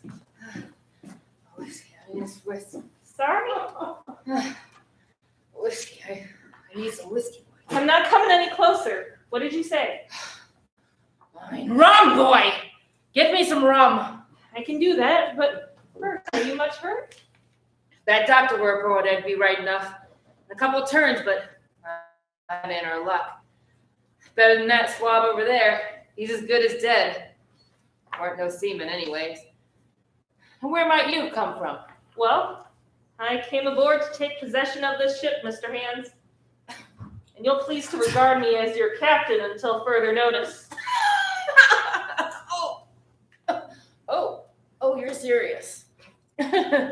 Okay, Captain Hawkins. You should be a good cabin boy. Captain boy. And go get me some rum to prop me up. I will, but tell me, why did you kill Dirk? Just a bit of a disagreement, it were. He wanted to breathe, and I disagreed. Oh, but seriously, this bloke helped me get the canvas on this old girl in preparation to sail her back to the island. And he was so bad a sailor, I figured I'd be better off if he were dead than helping me. So, here we are. Here's your rum. Oh, At least some grog I'm sure you'll enjoy. oh. By thunder, I needed some of that. I reckon, Captain Hawkins, you'll be wanting to get ashore now. Why, yes, Mr. Hands. You'll be wanting to get ashore now. Why, yes, Mr. Hands, with all my heart. Say on. Oh, good lad. Well, who's to sail this ship? You ain't that man as far as I can see. So, if you help me tie up my wound, I'll tell you how to sail her in. I'll tell you one thing. I'm not going back to the anchorage where we arrived. I'm sailing to the other side of the island where I'll beach her nice and quietly away from pirate eyes. To be sure you would. And, why, I haven't no choice, have I? Tried my way. Look where it got me. I'm in no condition. I'd help you sail the execution dock if it would get me on solid ground, I would. Well, that does make some sense. There's a cloth to tie up your wound. Oh, I got one, thanks. Oh, well. Thank you. Now get the lad and go lash the tiller so we're heading port ways. That's good. Now, run over there and secure the jib boom. Oh, good. We'll make her tar out of you yet. Begging pardon, Hawkins. Now, before you retake the rudder, how about you heave old Dirk overboard? I don't reckon him ornamental now, do you? I'm not strong enough, and I don't like the job.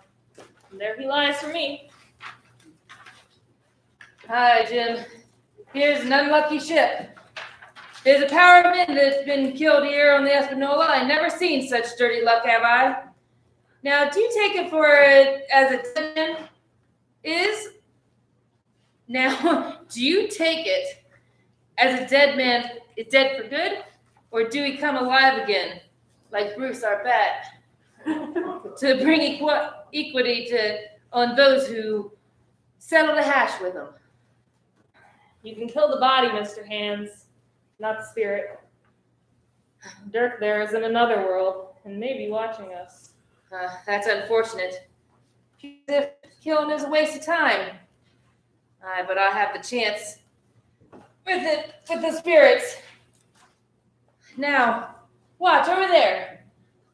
This here schooner must be nicely handled so we don't end up stuck on the banks. Right, lad, keep watching. Knives, whatnot. Well, now I tell you, never seen no good come of goodness yet. Him as strikes me fancy, dead men don't bite. Them's me views. Once we beach her, how shall we get her out again? So here's the battle between Jim and Hands with some key points. Hands attacks Jim, but because his leg is wounded, Jim can get away from him really easily. As Jim gets away from the first attack, he turns to fire his guns, but they're wet. Oh, So nothing happens. And Hands has a line. Oh, I do, somewhere. You lubber. Seawater fouled your pistol, has it? So they run around the deck. Hands should pause and look up because Jim has to climb up. Hands technically climbs after him. Jim reloads his pistols and he has a line. One more step, Mr. Hands, and I'll blow your brains out. Jim, I reckon we're fooled. Hands is dead. Maybe cursed.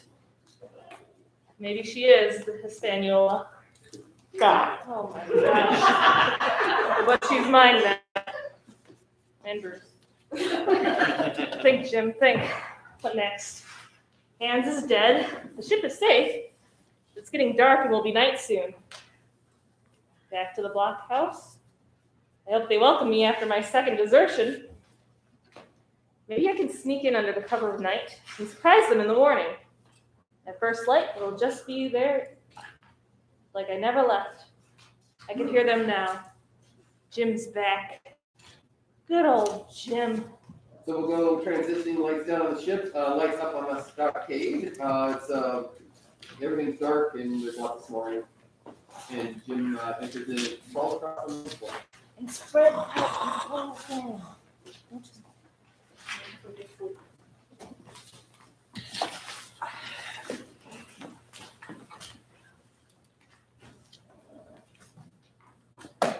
Hey, who goes there?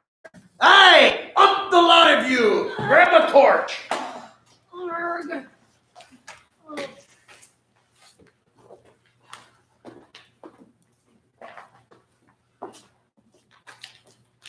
So, here's Jim Hawkins, so shiver me timbers. Dropped in like, eh? Well, come.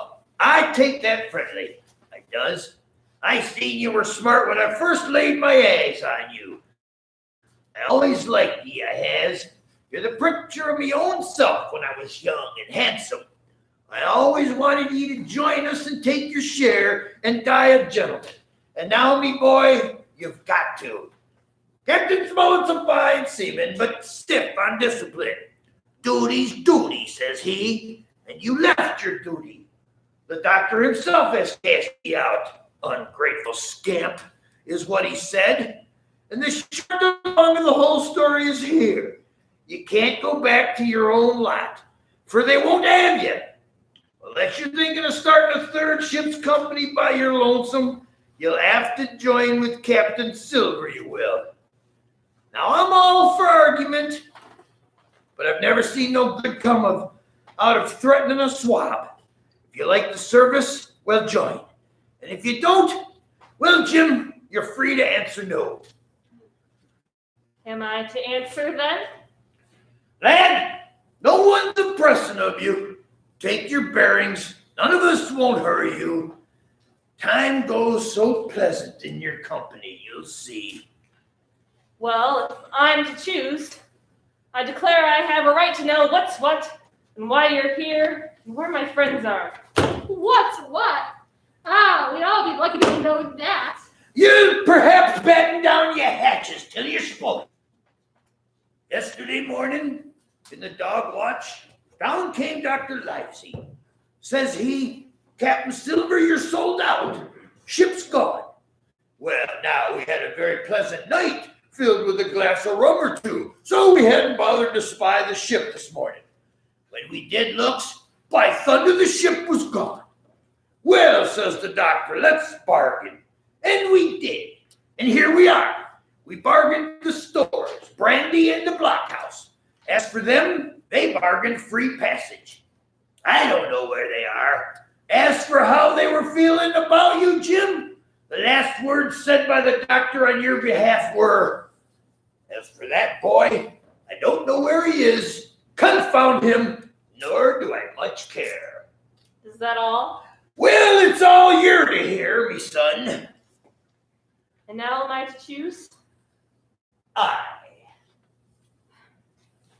am not such a fool, but I know pretty well what my future holds.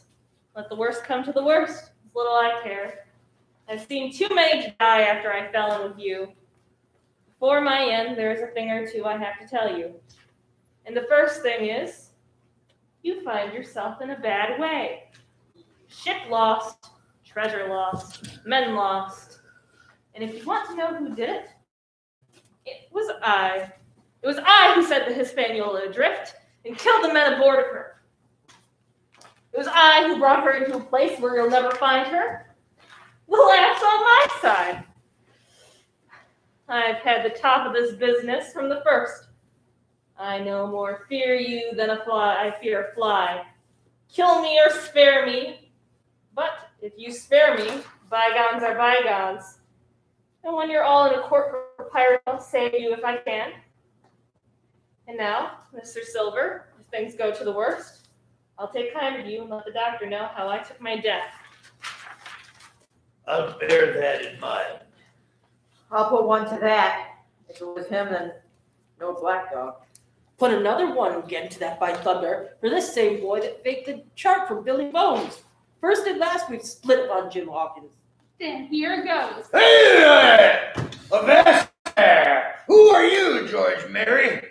Maybe you thought you was captain here. Cross me and you'll go where many a good man's gone before ye. Some to the yardarm and some by the board. All to feed the fishes.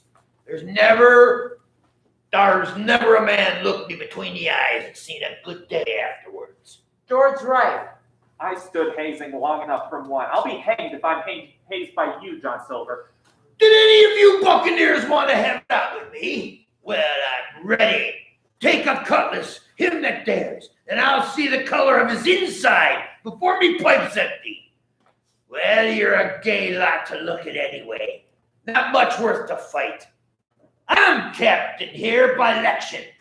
I'm captain here because I'm the best man by a long sea mile. You won't fight? Well then, by thunder, you'll obey. I like that boy. He's more man than any pair of ye rats in this here house. Let me see him that'll lay a hand on him, and I'll be having more than words with ya. Aye, there, you lot. Pipe up, and let me hear what ye say or lay to. Ask your pardon, sir. You're pretty free with some of those rules. Maybe you'll kind of keep an eye on the rest. This crew's dissatisfied. They don't value bullying and marvelous fight. This crew has its rights like other crews. And by your own rules, I take it we can talk together. We claim our right to step outside for a council.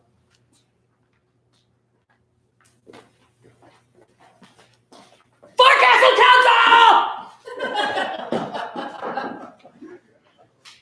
Now, you look here, Jim Hawkins. You're within a half a plank of death. And what's along first? Torture. They're gonna throw me off, but I'll stand by you thick and thin. I didn't mean to. No, not until you spoke up. But I see you was the right sort. I says to myself, you stand by Jim Hawkins, and Hawkins will stand by you. Back to back, says I. You mean all is lost? I, my glum, I do. Once the ship was lost, that crew gave out. They're outright fools and cowards. But see here, Jim, tit for tat. I save you, ye save Long John, and we take the treasure for ourselves. What I can do, I'll do. I don't want any more death. Killing hands is all that I can stomach. I don't want to grow into that type of man. It's a bargain. Understand me, Jim? I've got a head on me shoulders. I know that you've got that ship safe somewhere. How you done it? I don't know. But I know when a game's up, I do. Here they come. Well, step up, lad. I won't eat you. I know the rules, I do, and I won't hurt a dictation.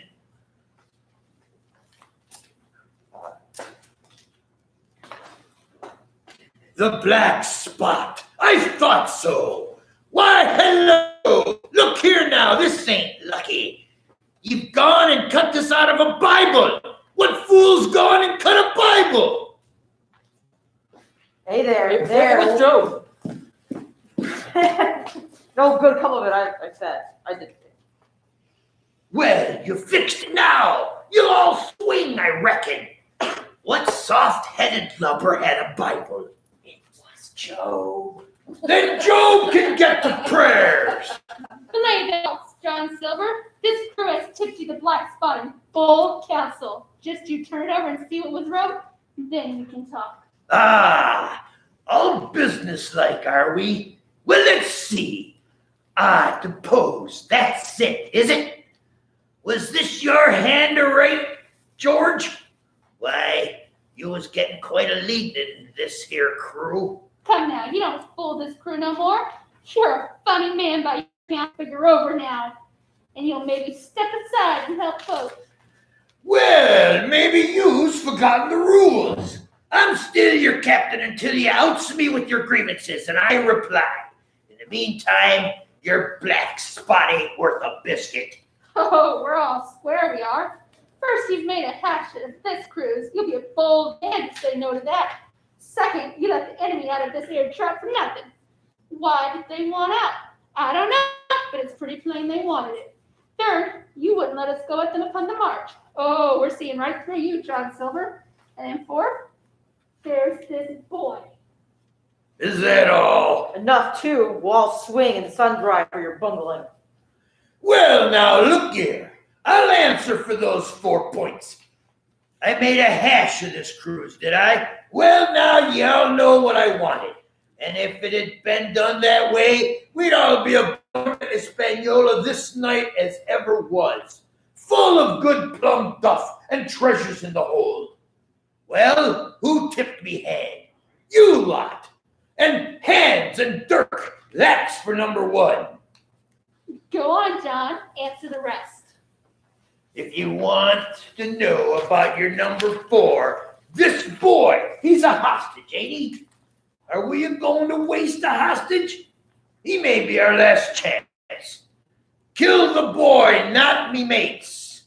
Number 3, maybe you don't count on having a real college doctor who comes and sees you every day. You, Tom Morgan, with your head broken in, or you, Bob Anderson, with the ague shakes upon ye not 6 hours gone. If we killed him on the run, you'd be a sadder lot than you already are for certain. Lastly, number 2, and why I made a bargain. As I remember ye came crawling on your knees to me to make that bargain, and you'd all starved if I hadn't. You look here, here's why I made the bargain. Yes, that's Flint, sure enough. JF with score below it and a cloves hitch. Mighty pretty, but how are we gonna get away with it with no ship? Why, how do I know? You lost the ship and I finds the treasure. Who's the better man at that? And now I resign, by thunder. Elect whom ye please to be your captain now. I'm done with it. Johnny, Silver. Silver. Silver. Yeah. Silver for captain. So that's the tune, is it? Well, George Mary, I reckon you'll have to wait another turn. And lucky for you, I'm not a revengeful man. And now this black spot ain't worth nothing. Poor Job has crossed his luck and spoiled the Bible, all for nothing. it'll do to kiss on the book still, won't it? A Bible with a bit cut out. It don't bind no more than a ballad book. Well, don't it though? Well, I reckon that's worth having 2, ain't it, George? Well, Blockhouse ahoy, here's the doctor. Doctor ahoy! Top of the morning to you, sir. Your patients be well and merry?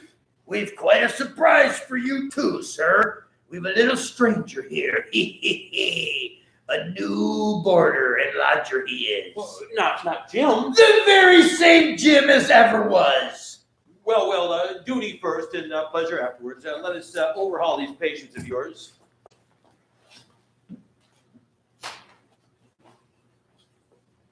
You do well, my friend. If any person had a close shave at you, your head must be as hard as iron. Well, Anne, where's Anne? Your pretty color, certainly. Why, your liver, woman, it's upside down. Did you take the medicine? Aye, doctor, I does. Oh, good. Yeah, as a prison doctor, I make it a point of honor not to lose a man for King George. Or a woman, as it were. Job don't feel well, sir. Don't he? Well, step up here. Let's see your tongue. Well, no, I suppose he shouldn't. This man's tongue is to frighten the French.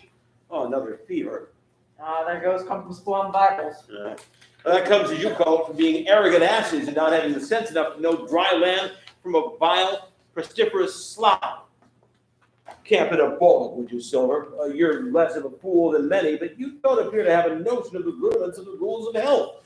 Well, that's done for the day, and I should wish to have a talk with that boy, please. No, blimey.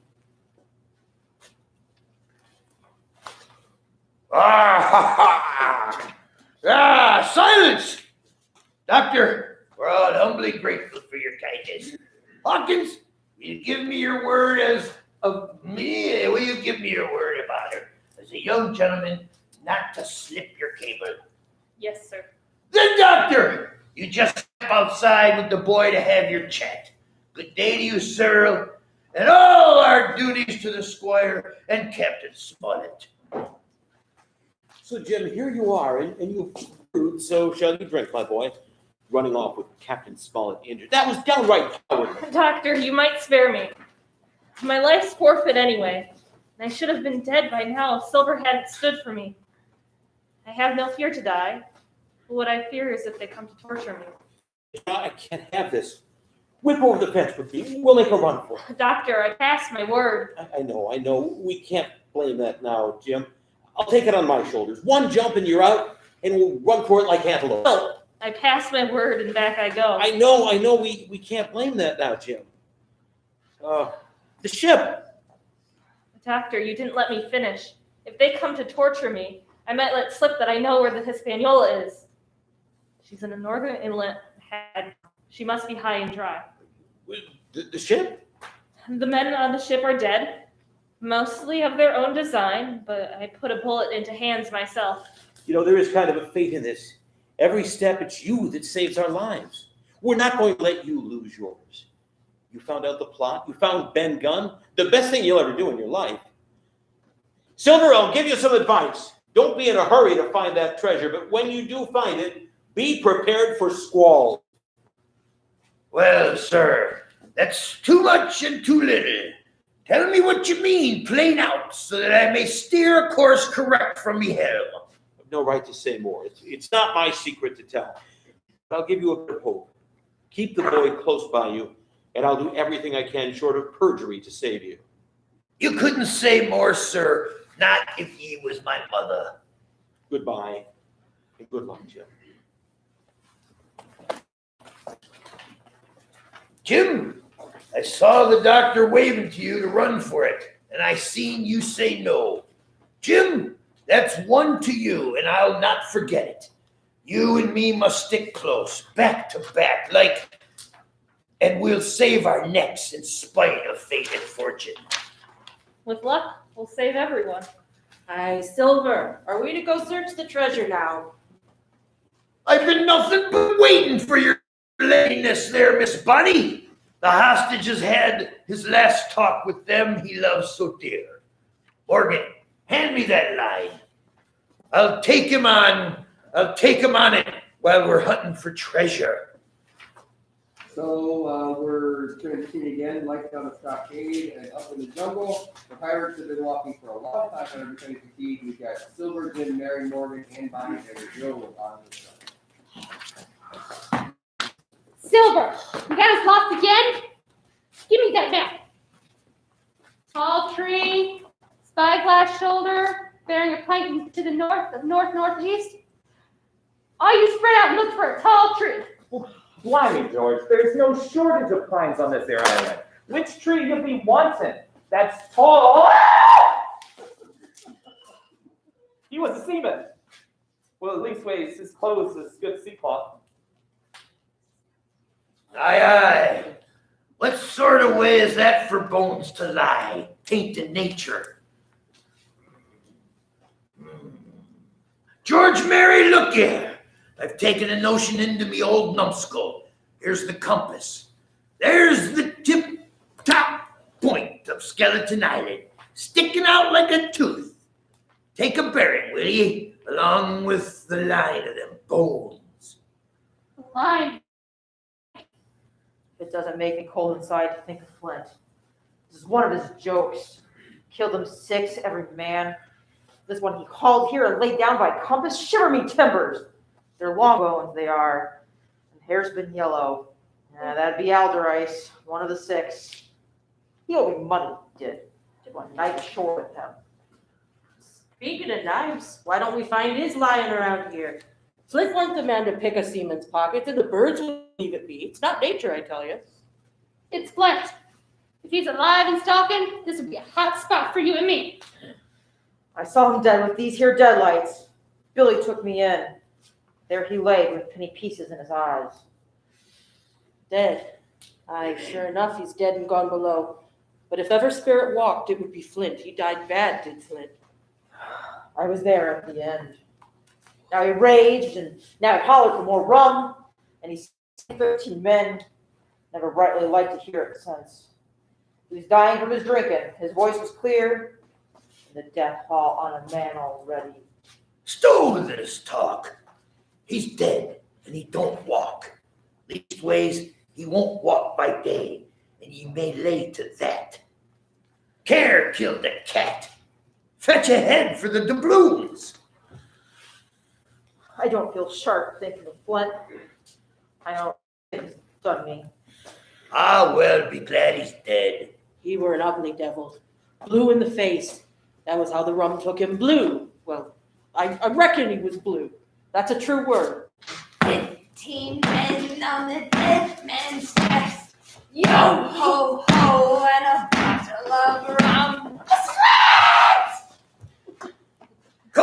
This won't do. Stand by to go about. This is a rum start. And I can't name the voice, but it's someone skylarking. Someone that's flesh and blood, and you may lay to that. Darby McGraw! Attack the rum Darby! That fixes it. Those were the last words of Flint said above board. Nobody in this here island ever heard of Darby. Shipmates, I'm here to get that treasure, and I'll not be beat by man nor devil. I never was feared of Flint in his life, and I'll face him dead. There's 700,000 pounds, not a quarter mile from here. When did a gentleman of fortune show his stern to that much dollars for a boozy old seaman with a blue mug? Good day there, John. Don't you cross the spirit. Spirit? Well, maybe. But one thing's not clear to me. There was an echo. No one man ever seen a spirit with a shadow. Well, then what's he doing with an echo on him? That ain't in nature, surely. Well, that's so. You got a head upon your shoulders there, John. Make no mistake. About shipmates. This here crew is on the wrong tack. You come to think on it, it was like Flint's voice doing the song. But just now, it was like someone else's voice, like By the powers, Ben Gunn! So it were, Ben Gunn it were. It don't take much odds to it now. Ben Gunn's not here in body anymore. Flint. Why, nobody minds Ben Gunn. Dead or alive, nobody minds him. Come on, mates. We're close to be sure. Job, put the Bible down. I told you had spoiled your Bible. If it ain't no good to swear by, why do you suppose a spirit would give for it? So they've come up to. They've come up to. It's the great, yes, this is Treasure! Oh, it's gone! Guineas? Jim, take that and stand by for trouble. 2 guineas? That's your 700,000 pounds, is it? You're the man for bargains, ain't you? You're him that never of nothing, you wooden-headed lover. Dig away, boys! You'll find some pig nuts, and I shouldn't wonder. Pig nuts! Mates, do you hear that? I tell you now, that man there knew it all along. Look in the face of him and you'll see it right there. Aye, George, standing for captain again. You're a pushing lad, to be sure. There's 2 of them alone there. One's the old cripple that brought us all here, and the other's that cut that I need to have the heart of. Now, mates. So this Jim tries to shoot Mary, however, Jim throws his arm in the air so the shots go wild. Ah! No more killing! What, Jim? Why are you stopping me? Now George will make a shark bait. So now we've got a battle here. George goes to attack Silver, but Jim jumps on him and knocks him into the pit. Silver holds up two pirates with his extended sword. Now on comes Lazy Gray and Ben Gunn. They're all gonna move stage right before I hurt them! George, Mary, pinned under Jim and can't get up to fight, so they're up there. We And then can't see you, Morgan. I'm not Morgan, I'm Gray. We can't see you. No, I'm Gray! Anyway, sorry. the pirates all leave except for George, and we've got the other folks there. And Lazy has a line. Off with you, lads. Give Jim a hand with that one. We've got the rest on the run. Thank ye kindly, Doctor. He came in about at the nick, I guess, for me and Hawkins. So it was you, Ben Gunn. Well, you're a nice one to be sure. I'm Ben Gunn, I am. And how do, Mr. Silver? Oh, big gun, as soon as I get free, I'll kill ya! Kill ya! Doctor, like it we should be putting this one down so we can't cause any more trouble. I said no. Huh? No more killing. We'll do as Captain Phillips said and clap him in irons. He can answer for his crimes in England. As you wish, Mr. Hawkins. Doctor, you are the hero of the day for saving us. Well, gents, you see here, Ben is the real hero of this tale. He told me his wanderings the first morning we met after the attack and that wounded Smollett who killed poor Dance. Ben, in his wanderings of the island, found a skeleton. Took his knife, I did. And then found the treasure. He dug it up himself and transported it to his cave on the other side of the island. As you can imagine, the map was now useless, so I used it to bargain our position out of the blockhouse. We didn't need the stores because Ben has all kinds of salted meats and oysters. And now cheese! Fruity, nutty, hard-biting flavor eventually runs about me mouth now. Yes, and cheese. And as for you, Jim, it went against my heart, but I did what I thought best for those who had stood by their duty. That morning I came back and found you. I ran all the way back to the cave. We started out on foot to be at hand when the treasure was found, but we were lagging behind you, so Ben went ahead to play on his old ship superstitions. Darby, oh Darby, bring me some rum and pig nuts. As it were, that slowed you enough to allow us to be ready in ambush. Ah, it were fortunate for me that I had Hawkins here. You would have let old John be cut to bits and never given it a thought, eh, Doctor? Not a thought. Well, then off to the cave. We have a boat to load, and Mr. Silver, I'm sure you're very excited to see Captain Small. Aye.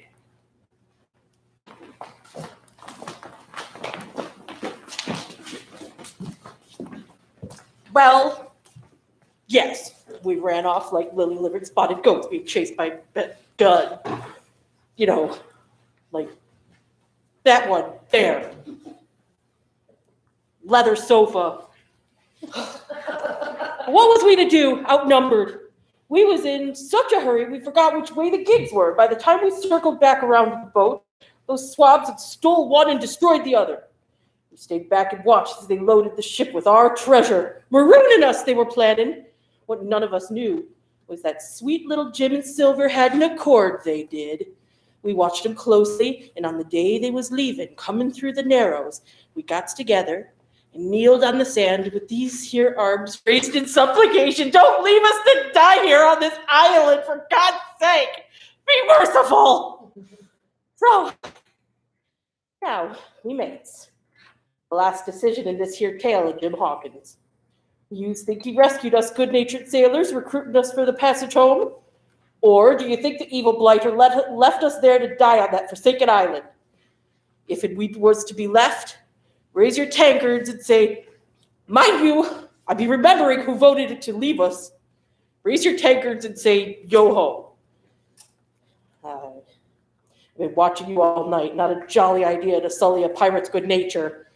For all ye that have a good sense and charitable art, and saw that we knew the error of our ways and wanted us to be picked up and sailed to salvation, raise your hands in justice and say, arr! All right. It's the last one. You can do it. I'm sure you figured this out by now. Verse 6.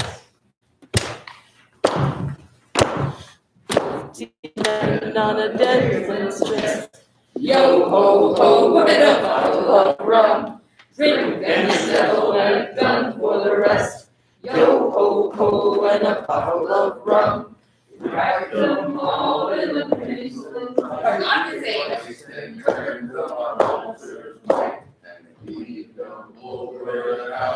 So did you make a decision? Are you going to come be a pirate now? Anybody got a boat? We don't need them if you come save us. I can teach you to sail. We're doing it around, it sounds. We did that on purpose. We're all that talented. We didn't rehearse this part. The live voting will be much different. Who knew there were so many verses? You didn't know when you put it in, tortured us all? That is a great point. I don't copy and paste, Ryan. Come on, mateys. Is it a yo-ho, or an ar? I don't mind anybody standing up there for a long time. No, it's some dance, there's some dance. Arvin. Well, right kind of y'all to help a poor pirate in distress. I knew I'd be liking the lot of you. Good old Jim Hawkins saved us. Hooray! Placing good blessings on your kin, may the road rise up to meet ya, and the wind be at your backs, and we live to sail another. Great, Gun, get those men in irons. They've got a date with the magistrate. What? Give me some men to put in irons. Thank you. You're in irons now. Sink me. You all knew 'tis was coming, barnacle-loving, horn-swaggling, bilge-sucking. Give them no quarter, Mr. Gunn. I'm gonna am.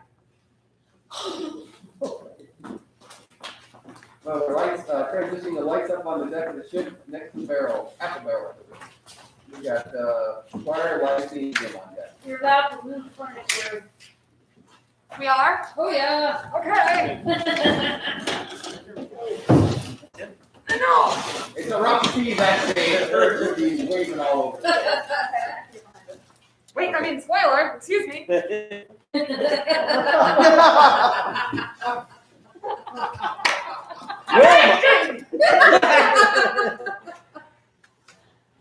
Well, my boy, you can return to knowing that you spared the lives of those freebooters, and well, you're rich as an added bonus now. No need to continue on working at the Admiral Benbow. Oh, I don't know, sir. There's a good feeling in an honest day's work. I do feel right, though, knowing the fate of those buccaneers is in the hands of the proper authorities. Doctor, I will start a nice, quiet life somewhere far from the sea. Well, you know the silver bars from Captain Flint still rest on that island. You could go grab John Silver and go back for them. Hawkin and Wayne ropes could not bring me back to that accursed island. Huh, I see we're coming into port. I should go check on Mr. Silver. Say goodbye. He may not be the most righteous man, but maybe some time in jail will reform him. Jim Hawkins, don't worry out about that. Ben, is that you? 'Tis I, Ben Gunn in a barrel. Right you are. You got us again, Ben. I will miss your humor. Now, off to Silver. Well, Jim, you see, or you won't see, that to see in ain't what you can do if you're thinking of silver. What? I commend his escape in a shore boat a few hours ago. I had only done so to preserve our lives, but that man with one leg, you see, he's easy to spot. If he had stayed on board, our lives would have been forfeit for sure. Well, best to be rid of him. Maybe he'll go back and claim the remaining treasure. What else, Mr. Gunn? I gave him one of the sacks of gold to help him on his travels. Oh, I have never been so glad to be cheaply ridden of someone. What do you say, Jim? I say, the choices we make shape our lives. Right or wrong, we're the sum of our experiences. Maybe Mr. Silver is off to live a long retirement somewhere quiet. As for me, I want the world to be bright, even the pirates. We'll make tar out of them yet, eh, Doc? Well said, my boy, well said. I'm Ben Gunn. Oh, we'd like to thank you all for coming out and helping us in voting and all that good stuff. So thank you. I'd love for the players, because we didn't do any pre-show with your names, really quick to come and take your bow and say your name and who you were in the show. Who goes first? Anybody, step on up. We didn't rehearse this either. I'm Cassandra Chance, and I play Bonnie. I played. Who did I play? Who are O'Brien. you? Who are you first? I'm Leah. My name is Leah Gray. I'm sorry. And I played Black Dog, O'Brien, and Ben Gunn. I'm Breezy. I played, who did I play? Morgan and Gray, but not that Gray. I'll fight you. I'm Luke, and I played William, Jim's sickly old dad, and Squire Trelawney. I already went, but I'm crossing. I'm Daryl. I played Blind Pew and Mr. Dance. Woo!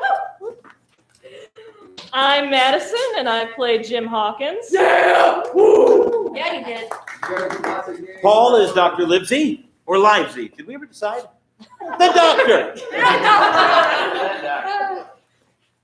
Kimberly, I played Elizabeth, and Pirate number 4. George Mary. I'm Rachel, and I play Captain Smollett. I'm Nick. I played Billy Bones and Joe Vanderson. I'm Marty, and I played Captain Crunch. So close. Do it again. Take two. I'm Marty, and I played Long John Silver. Fish and chip. And behind the camera, we have Brian Spain, which is our playwright and our tech guy. Brian hard. And I am his wife, Regina, and I played Hans and actually Flint again.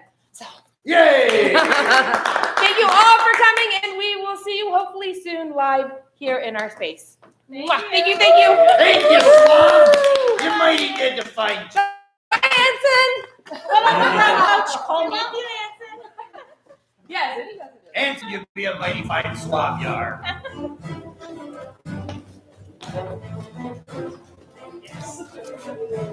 Hey, I'm really sorry.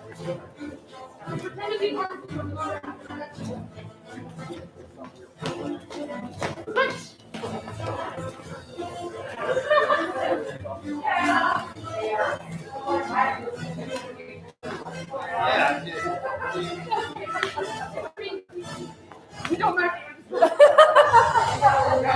I've adopted that walk now. So, here we go for that. Wanted to do, just in case. Can you see that in the camera? Okay, so here's our list of people. Also, I wanted to thank Aaron Rose and Marissa Spain in Florida for doing the voting for us from there and keeping the tab up and telling us who won and all that stuff. Thank you. Woo! Yay. Oh, yeah.